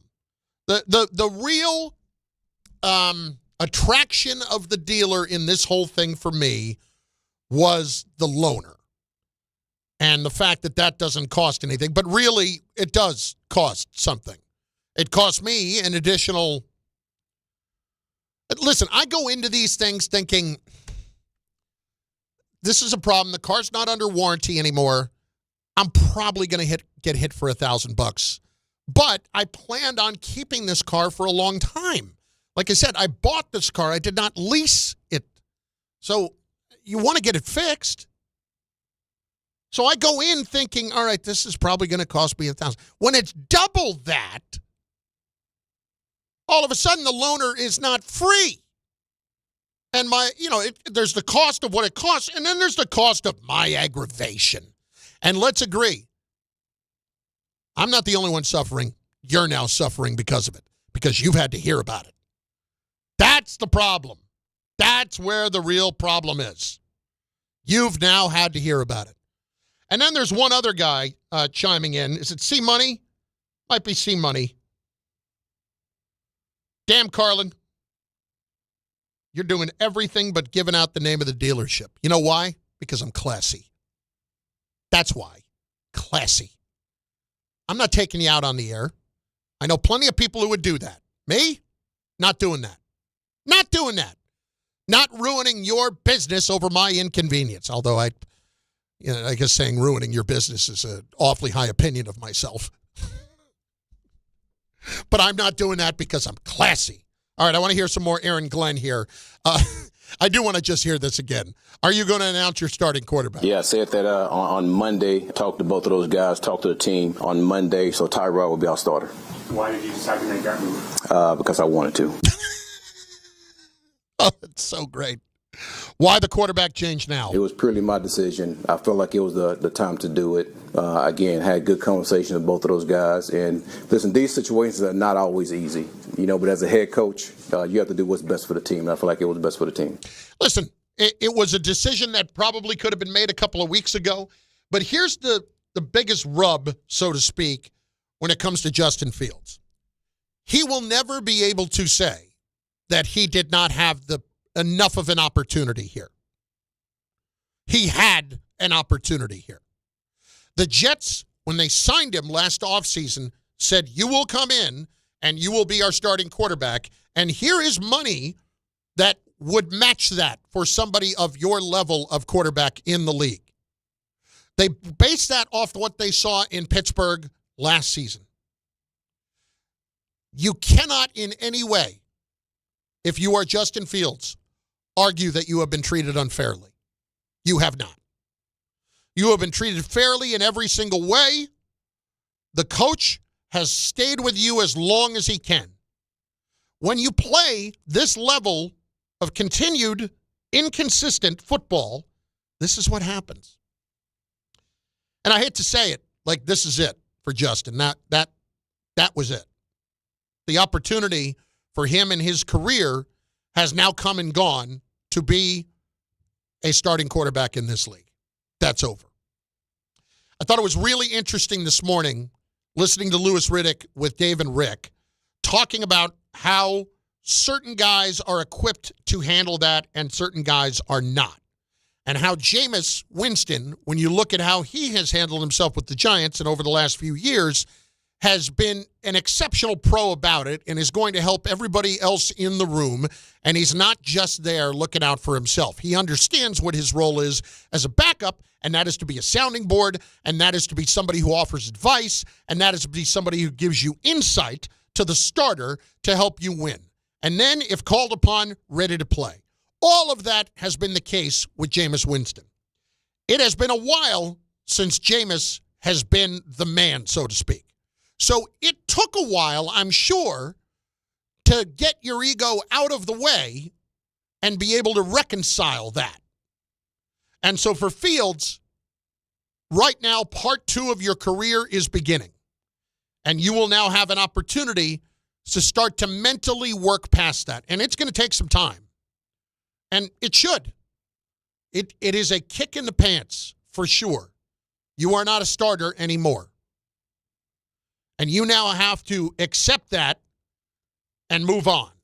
And by accept it, you're going to be learning how to be a good backup, learning how to help everybody else in the situation, and frankly, trying to figure out what the rest of your career is going to be. Because if you cannot do that, believe it or not, you're costing yourself millions of dollars too. Like if you don't learn how to be a backup, what are backup quarterbacks in this league making? $5, $6, $7, $8 million? $10 million? If you don't learn how to do that, then you're costing yourselves that many millions of dollars too. And I don't know if you know this. Outside of football, not a lot of jobs that pay that kind of money. I'm exceptionally excited with the fact that Michael Kay is back today after he's a little under the weather. I checked in with him about it. Let's put it this way. Our guy is going to give it a go. Who is on with Michael today? Anything to promote with him? Lupica? Mike Lupica? That is, of course, unless Lupica comes up with somebody better to talk to or somebody more famous. Anyway, Michael Kay is next on ESPN New York. This is an ad by